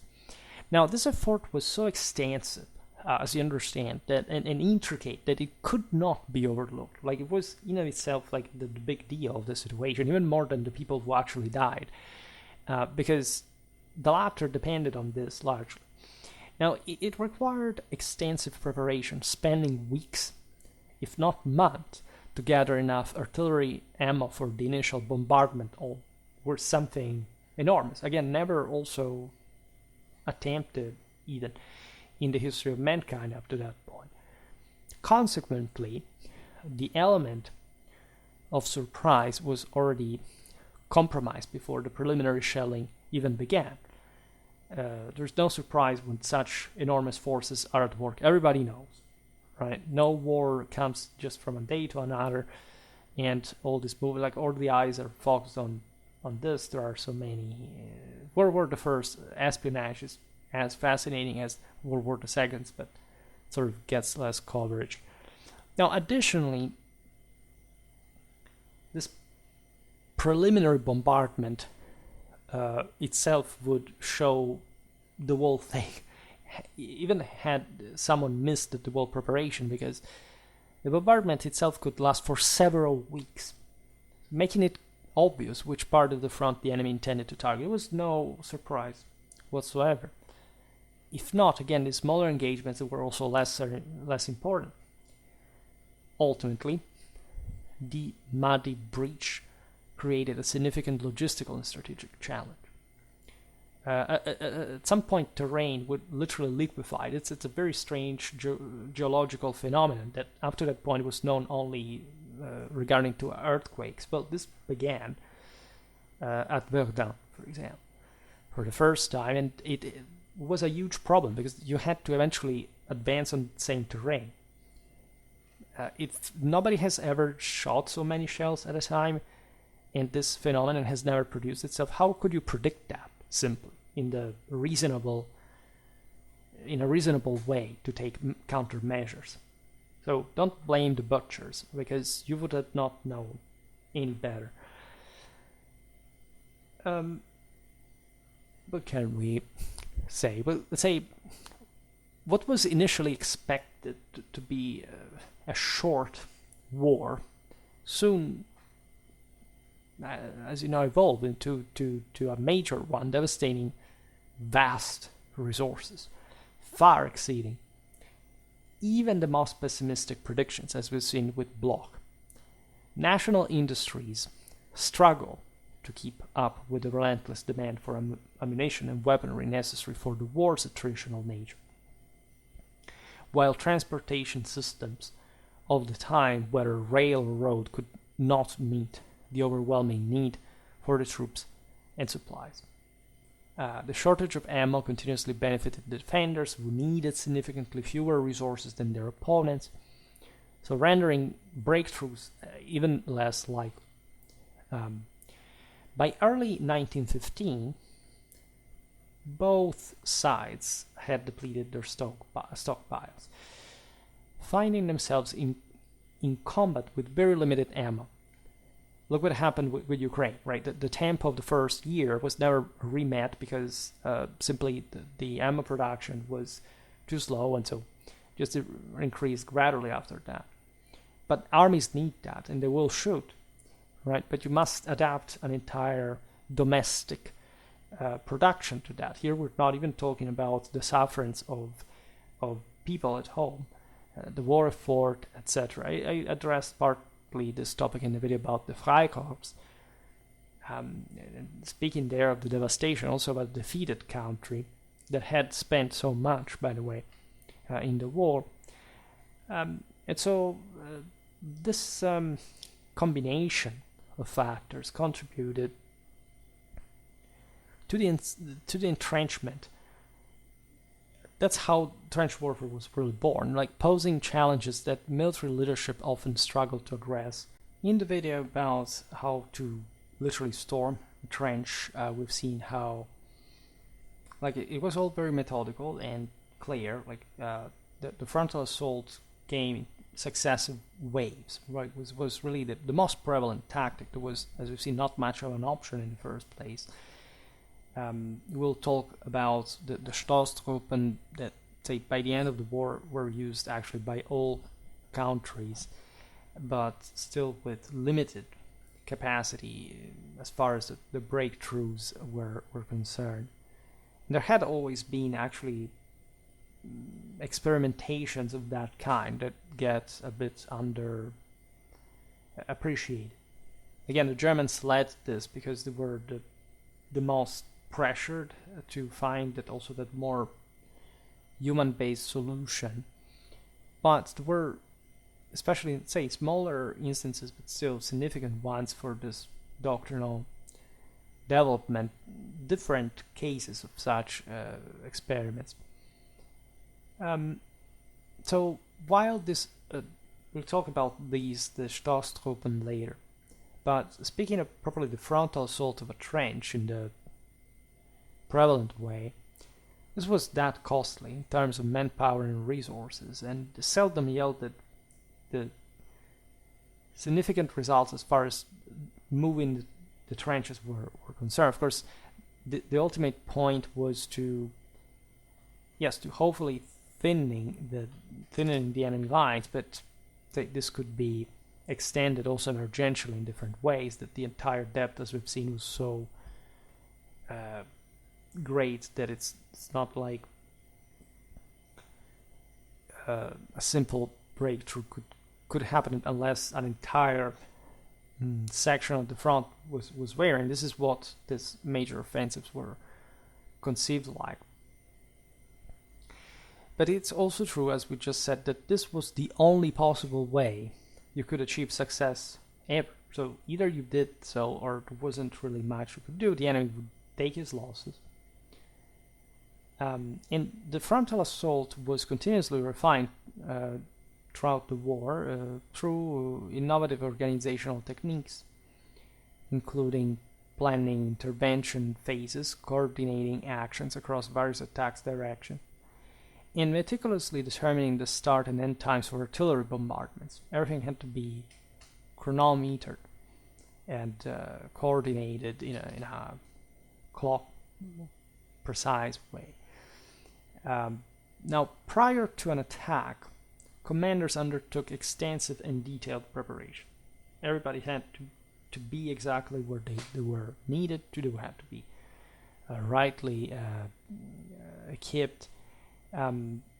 But importantly enough, this attack would have been planned through thorough studying of the geographical layout of the target, using all available resources from direct observation to aerial reconnaissance.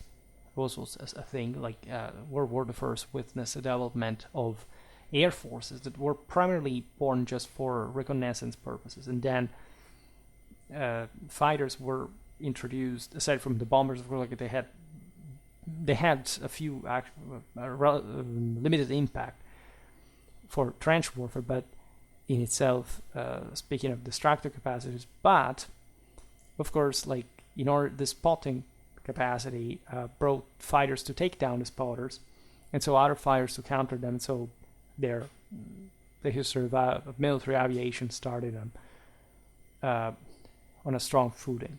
We will see this. I will talk about the Red Baron, and actually I have a thing for aerial warfare, and I also have a past in that direction, and I would like to resume it. To say, as a medievalist, I believe in the winged spirit of glory and victory. That's my aerial warfare, you say. Now, artillery positions were strategically arranged to allow, as we've seen, for coordinated bombardment based on their firing ranges, especially the most exposed enemy trenches. The success of an assault depended on the same artillery advancing alongside the attacking troops. Naturally, depending which artillery was, different layers of scale, of calibers, which necessitated also pre-established future firing positions. They had to know in advance where to deploy, because they couldn't do it to redeploy in the midst of, say, under enemy fire, and that losing the piece, losing the crew, etc. Ammo reserves were amassed at the rear in proportion to the extent of the bombardment plan. Troops designated for the assault were directed to assembly points as far from enemy observation as possible. The execution of the wave frontal assault was carried out with equal precision, adhering to a strict timetable. Once the bombardment was deemed effective, patrols equipped with shears were dispatched to cut openings in the enemy's barbed wire, clearing the way for the attacking forces.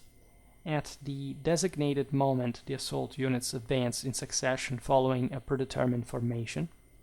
The front line consisted of soldiers armed with rifles and light machine guns spaced 2 to 10 meters apart, designed to respond to enemy fire like a mobile firing platform. And so trying to suppress the enemy if the bombardment especially had been successful.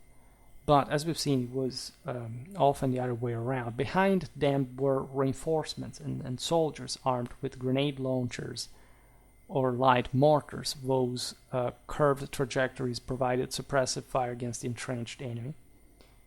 The third and final line comprised attackers equipped mainly with hand grenades and melee weapons, tasked with physical capturing the trench. This trench was in itself a formidable fortress, fiercely contested for every meter gained.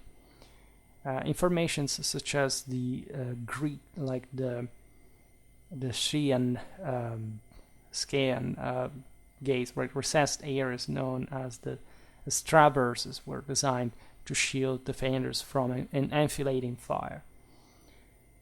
The interior of the trench became the site of a prolonged and grueling battle, with attackers advancing methodically, while defenders fought with equal ferocity. Hand grenades tossed over the traverses facilitated the attackers' advance. They would throw like between this obstacles. They knew that this was mutual, by the way, so they knew that the enemy was en masse there, and then you had to pass the transverses in this essentially close combat engagement with blunt weapons to finish off with edged and blunt weapons to finish off the wounded or incapacitated foes, or to confront any remaining resistance. And that was savage, right? There were war maces, knives, and certain troops naturally specializing in that sort of aggressive tactics that really earned a reputation for also for savagery, for bloodthirstiness, and incarnating that level of, as we've seen, like almost depersonalization that combatism and other military cults would popularize. The military doctrines of the time did not provide alternatives to these head-on attacks. Rather, they actively discouraged such strategies, as we've seen. There was even a sort of blindness to some actual opportunities, some spots, some actual outflanking potential that did exist, of course, depending on the terrain.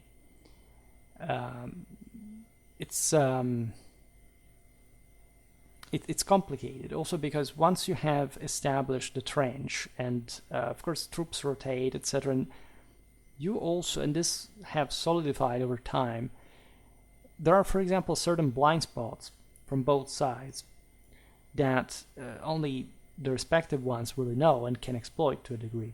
Everything is less romantic and sort of, again, solvable than it sounds. But of course, when you're risking your life in such attacks, you're going to meticulously study all the terrain differences. And this is what commanders were doing all the time, mostly on a bigger level, but that's because that's the most important.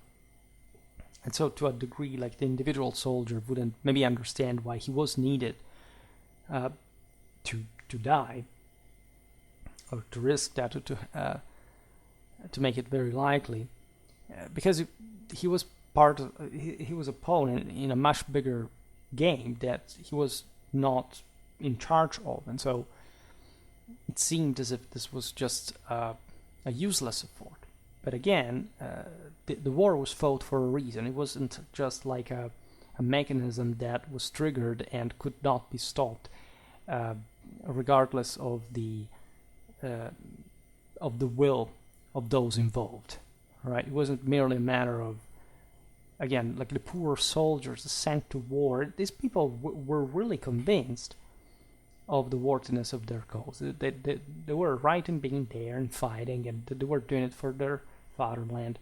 And of course, with all the same cynicism that of those who sent them to die, except of course when it happens to you or to your close ones, that's sort of more impressive and shocking and emotional. But it's not like these people were catapulted to a reality or simply being idiots who were simply sent to war without any knowledge of the world or politics or reality.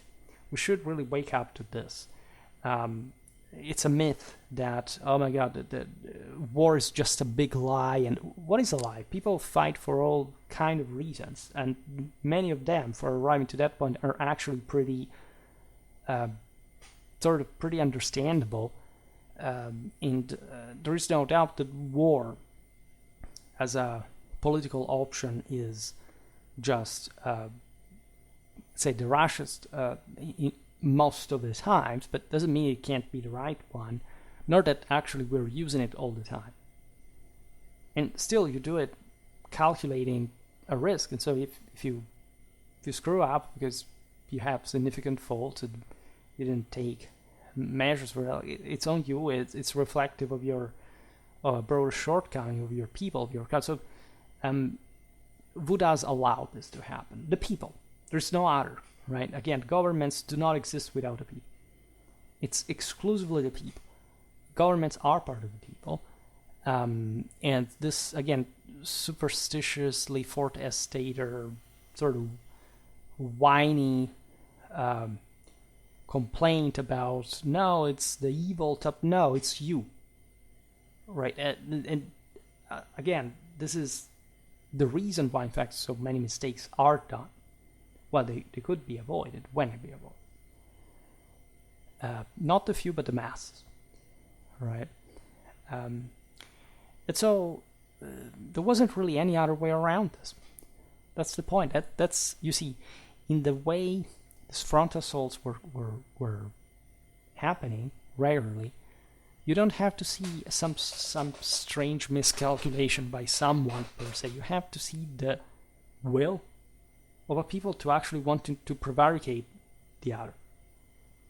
That was the real mover of it all. And it was a willing one. Stop blaming propaganda. People believe in things and act upon them. That's how the world works, in case you didn't notice. And if you didn't, it's because you're not in charge. It's that easy as well. Now, in response to bloody failures of such direct assaults, the initial as well as the third, more consistent approach was to refine them through lessons learned from experience. These were also massive frontal assaults at large, because even when you could operate more surgically, of course, this was due to less evident factors that thus were also less relevant. And so the best way was involving increasing troop numbers and artillery, so you're actually increasing the size of it all, which sort of makes sense, actually, because, as we said before, while it is, let's say, it actually balances the odds, there is a greater capacity to unhinge in the wrestling the positions on the, at least, of the same trenches. And most notably, again, there was this race between the various countries that had to update because others were doing it, introducing larger caliber guns with curved trajectories that proved more effective against fortified positions. However, infantry charges repeatedly stumbled, as the defensive strategies and counteroffensives were more beneficial for the defending side, as we've seen. Although chemical gases offered additional backing for offensive maneuvers, they also failed to create a significant breakthrough against the heavily fortified defense. There's no super weapon, right? Even nuclear, let's say, so-called tactical nuclear weapons that doesn't actually mean much, are part of, let's say, the doctrine today, but notoriously are ineffective. It takes tens of them to annihilate an armored division.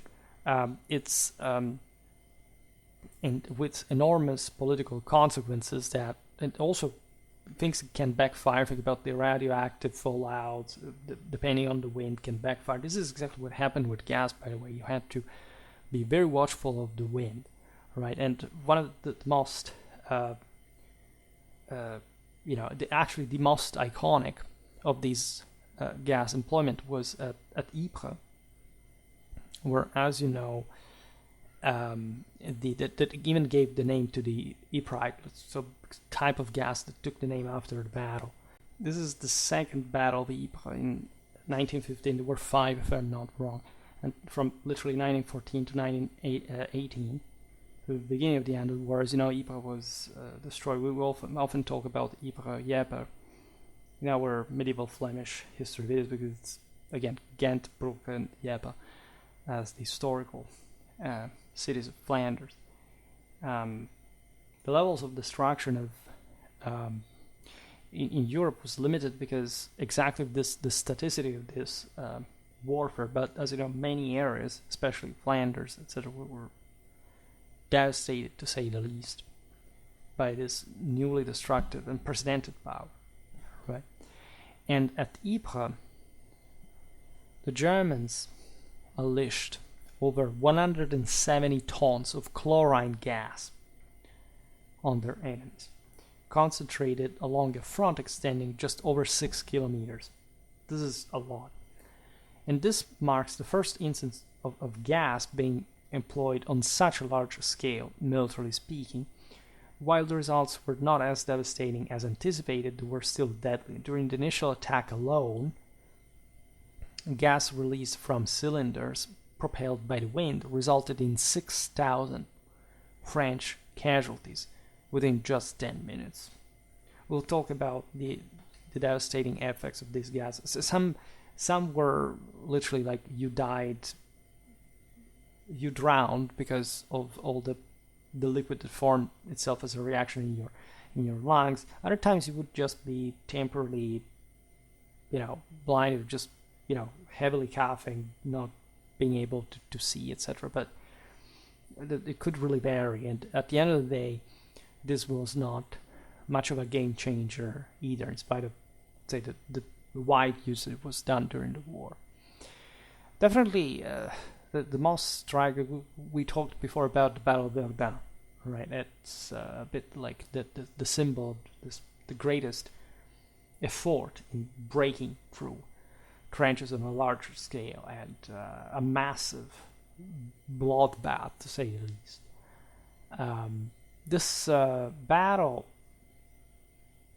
unfolded throughout much of 1916 under, famously, the command of the German general Erich von Falkenhayn, marking a fundamental shift in tactics and prompting a reassessment of the doctrines that European armies had relied upon as the war began. Traditionally, infantry was viewed as the heart of battle, bolstered by artillery. And it sort of remained. However, Verdun transformed this understanding, establishing a new doctrine that is artillery conquers, infantry occupies. Actually, artillery doesn't conquer, like yes, vanquishes whatever, beats whatever, but you always need infantry to seize position. And infantry is, there's no war without infantry, really. Of course, there can be, but at this scale, right? Especially for land grabbing, there's no other way. And so the idea is that with sufficient numbers and ample ammo, heavy artillery and possibly even gas could annihilate the enemy, allowing infantry to advance over the rubble to claim victory. Too easy. In fact, despite this, the change in tactics contained two significant flaws. First, it diminished the role of infantry. And this was an incredibly powerful political issue that also magnificently reconfirms the Clausewitzian paradigm of war as the continuation of politics with other means. Why? Because it undermined the anthropological superiority that these peoples had claimed before the war, and thereby affecting troop morale. It's a sort of dehumanization. It's very close actually to Bolshevism as an idea. The idea that machines are actually superior, the means of production are superior to people. This is what communism literally does, once humanity annihilated.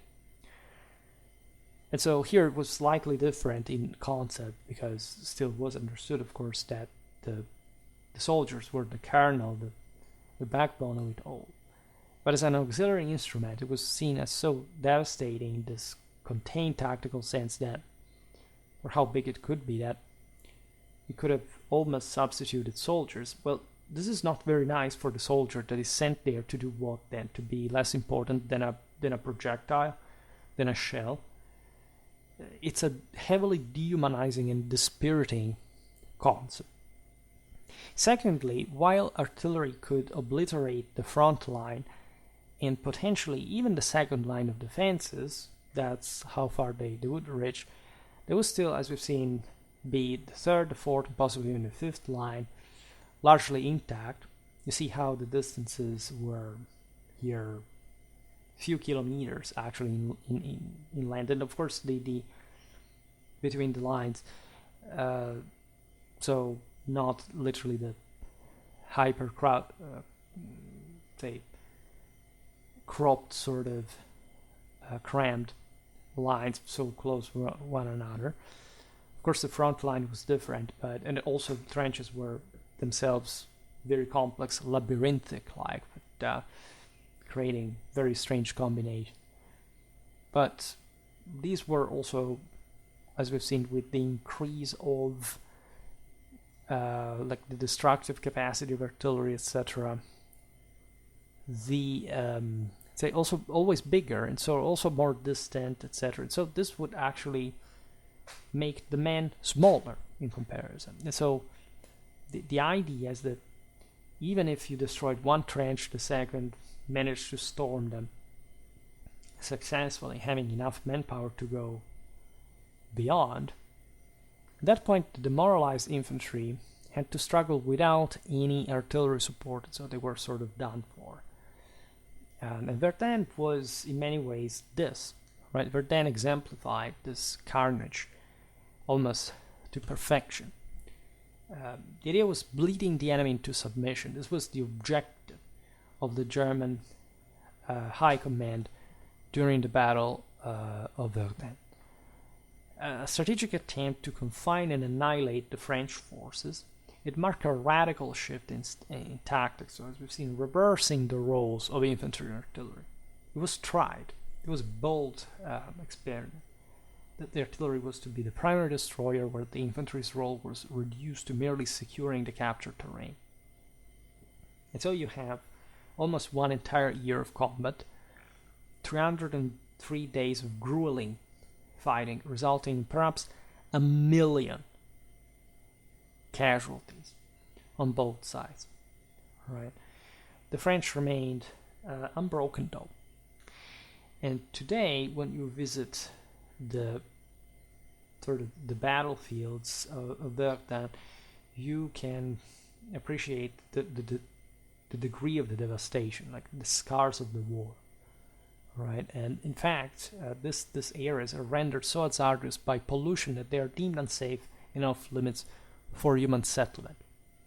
The entire landscape was remolded into this horrifying, bumpy, spoiled terrain. Now, of course, there is some green over again, but some areas are very dangerous because of all the concentration of metals, of chemicals, etc.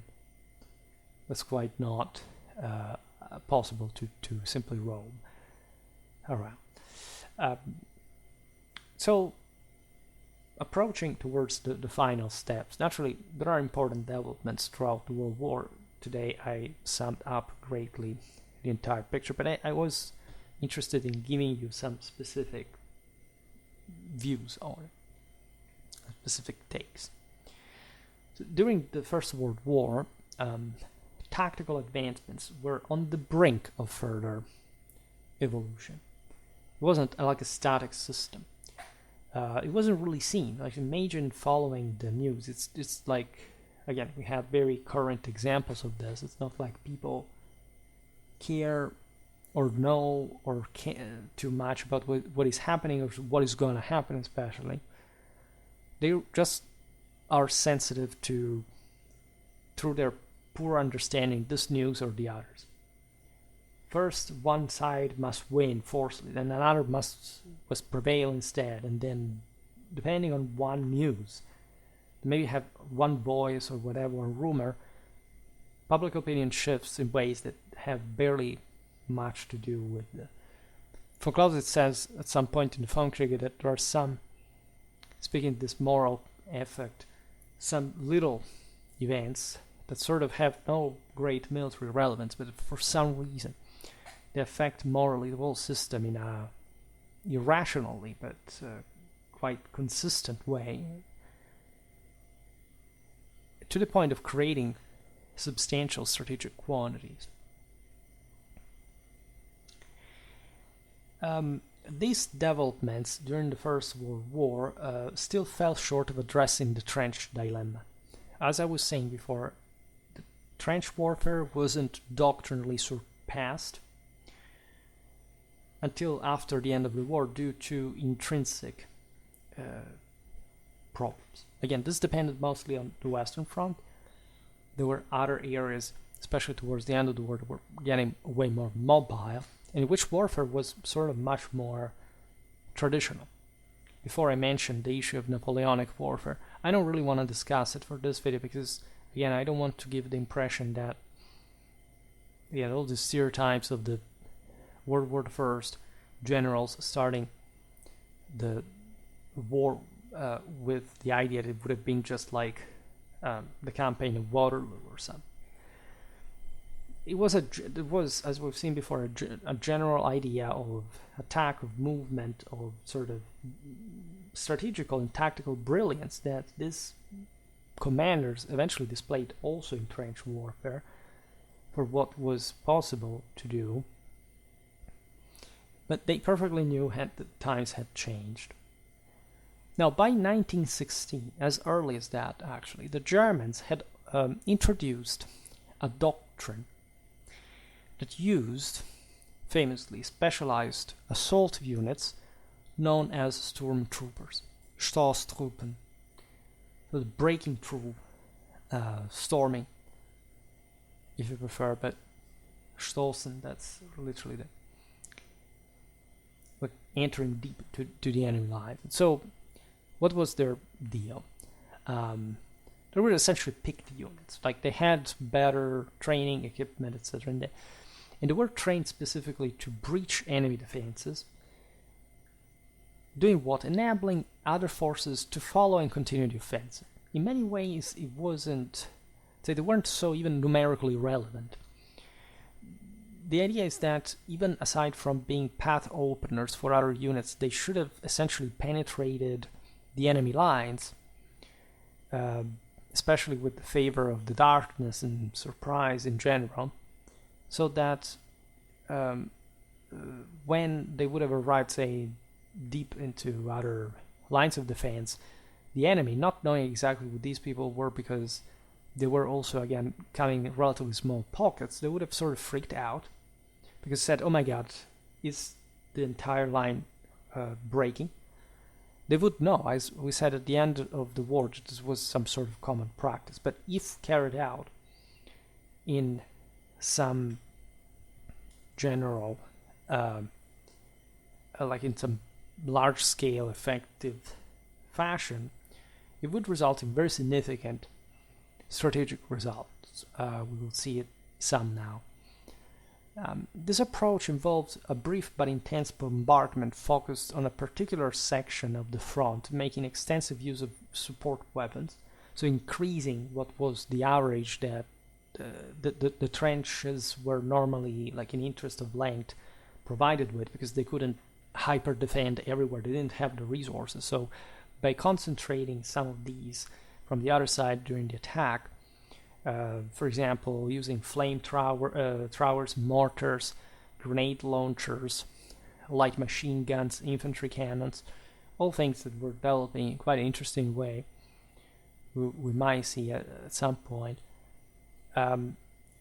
allowed breakthrough, in fact, in specific sections of the line were normally symmetric, and or, like in any case, in places where they were believed to be more consequential.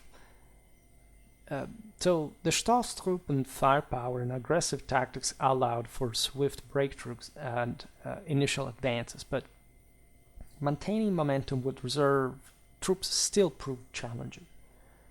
You would, yes, have these guys entering, thinking that they were outflanking you, and so making you freak out, because outflanking an enemy is always devastating psychologically speaking. So hopefully making the entire trench line, say ahead, the one under the more sort of conventional assault, breaking more easily, right? And hoping in a major breakthrough of the entire system. And the interesting thing is also that you may never know exactly where. Of course, you're going to spot the areas that are sort of more difficult to break through, but that happens along the way. So it's still difficult to sort of catch the enemy by surprise as a whole. That's why the Stormtroopers are also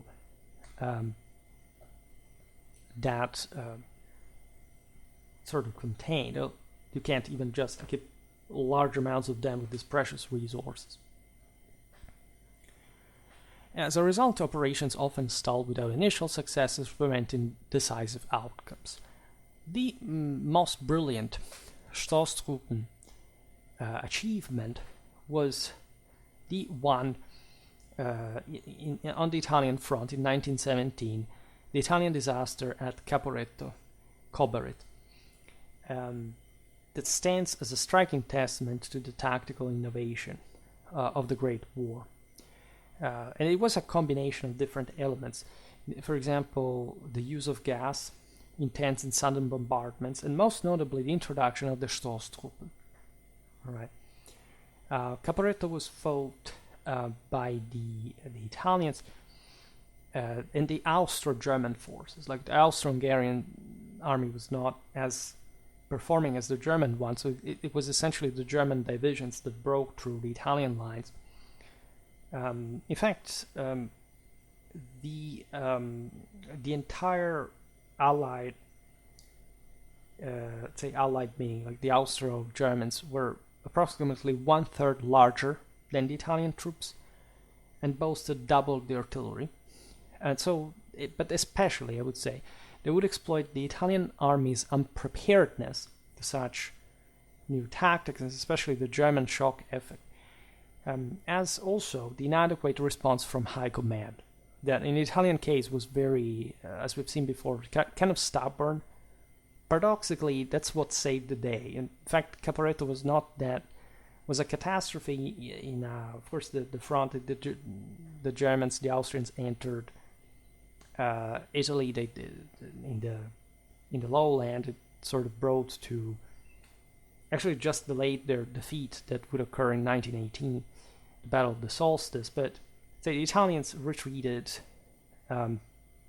mostly withdrew in still a relatively orderly fashion, and managed to redeploy successfully, in fact, on the Piave defensive line.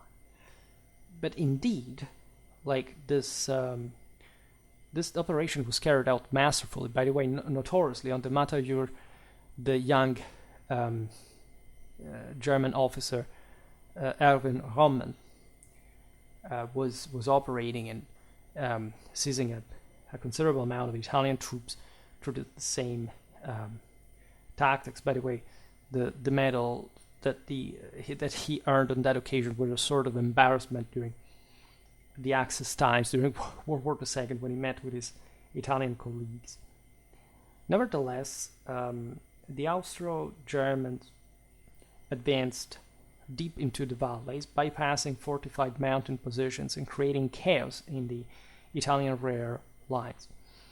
While the casualty figures were nearly equal on both sides, this is extremely important, the Italians suffered a staggering loss of 265,000 soldiers taken prisoner that literally remained there and were, again, while the Stormtroopers had passed beyond it, they found themselves surrounded, basically. And as you understand here still, there was a pretty heavy amount of, say, an equal amount of casualties, even in this staggering casualties, prisoners excluded in this case, even in this staggering victory. And this exemplifies the effort that really was entailed by these operations. Even, again, the most successfully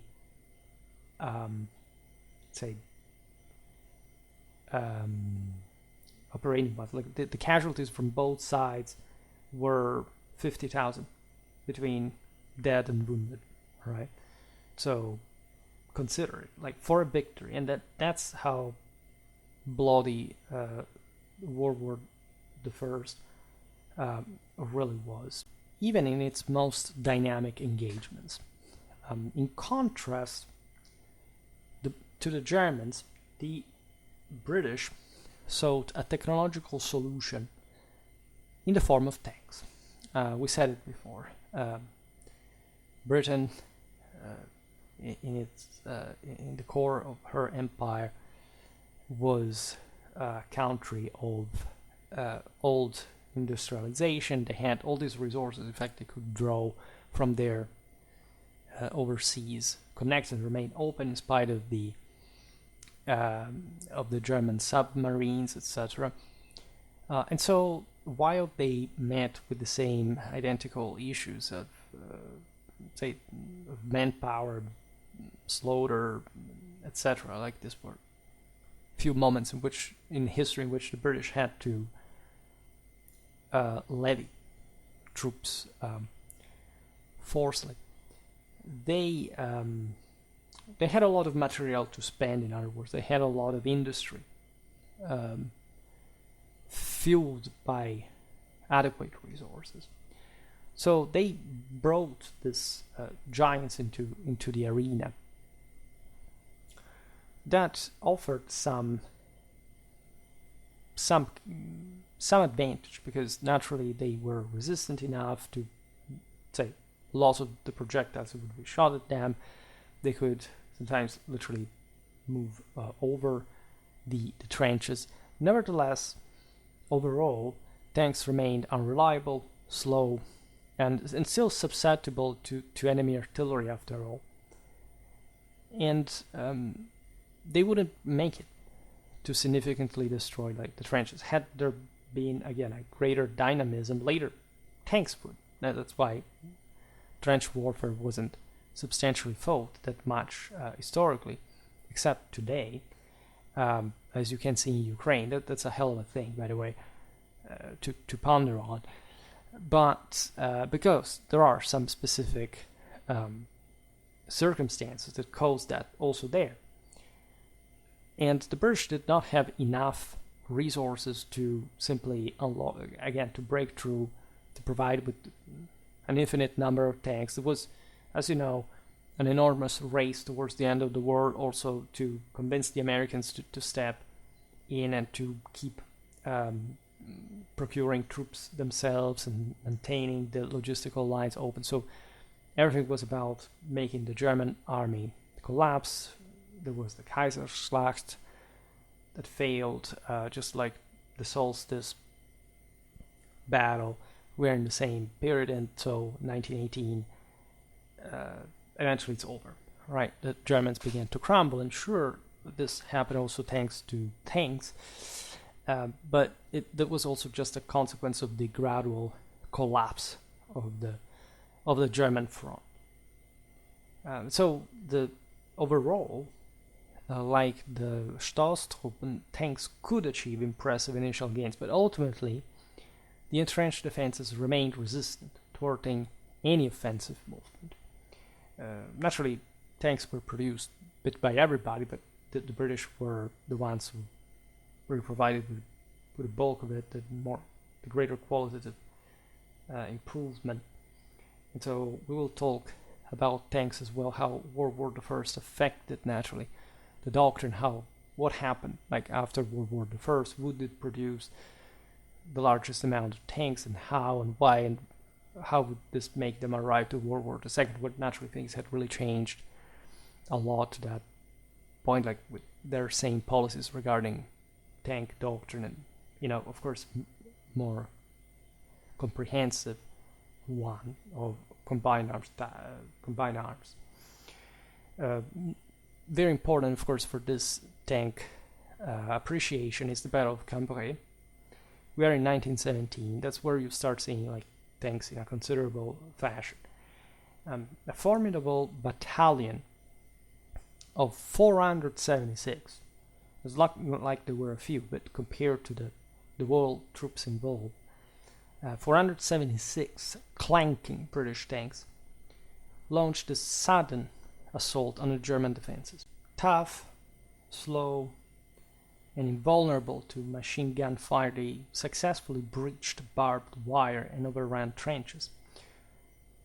However, many tanks were incapacitated by mechanical failures, even before then lost to enemy action, and this significantly hindered their momentum, finally halting their advance. This was carefully planned, the idea was really concentrated much force to cause a considerable breakthrough that could be exploited in a broader strategic sense. It was an experiment. It was the most important of the kind. And there was a similar problem regarding tanks and infantry coordination that we already seen between the foot and artillery, because when the tanks bogged down, the British infantry was was deprived of their support and became isolated and vulnerable to the counterattacks from the enemy. And while the vehicle was undoubtedly intriguing, its technological development was still too nascent to be decisive. And so, like, we have to await a little bit before the greater achievements of tanks in the art of war would actually come. There is definitely like then the war ended, and so we know that how the entire thing went. Again, there are ways and ways of seeing World War I. I have my precise view of, say, how it went politically, in spite of the complexity of it all. So at least I do not buy the more prevalent opinion on, just the more popular, as always, opinion on what this war was about.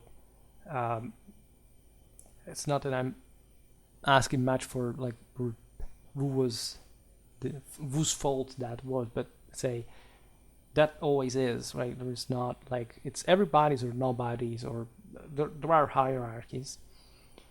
But what matters, I would like to leave you with this note, is truly seeing trench warfare as the filter of that, right? Not seeing that as a sort of side story or just more gruesome and cruel of the aspects dominating the battlefields during the Great War. Really understanding that those who fought and died, just like our ancestors, in those hellish trenches, are the product of those same people's will, right? And people don't like to hear that. Again, that's because they assume that, again, some poor deer were just sent there, and surely there were people who would have not liked to be there, and that were probably the majority. It's not the point. The point is realizing that they still did fight, they still were committed. Otherwise, it would have not been a war, and it would have not been fought in this atrocious way either, right? War never changes. It's people who change. So imagine this state of things in a world like today's. It's not like there isn't. That's also interesting, sadly enough. But it's also that easily simple, like, to understand. So it may be actually hard to understand if you really come from a background that has refused this concept ideologically. But if you think that war is inhumane, you may want actually to reassess that judgment. You actually may want to understand that war is nor humane nor inhumane, right? It's just something that humans really do, because humane means something else, not human. War is as human as it gets. That's probably what I wanted to say. And it's a myth to pretend that barbarians only do it, right? If anything, because even if somebody is the worst side, in a moral sense, you still have to fight from the other side, so you're still making war. Like, it's not like you're answering with flowers and this other nonsense. And so you must understand, if anything, that even if you don't like warfare, you would actually like to know that how to make it in case you are drawn into one. And I think that's honestly a quite relevant aspect that you wanna at least reflect on it. I'm being rhetorical here, of course. Like, there's a very precise, I expressed my entire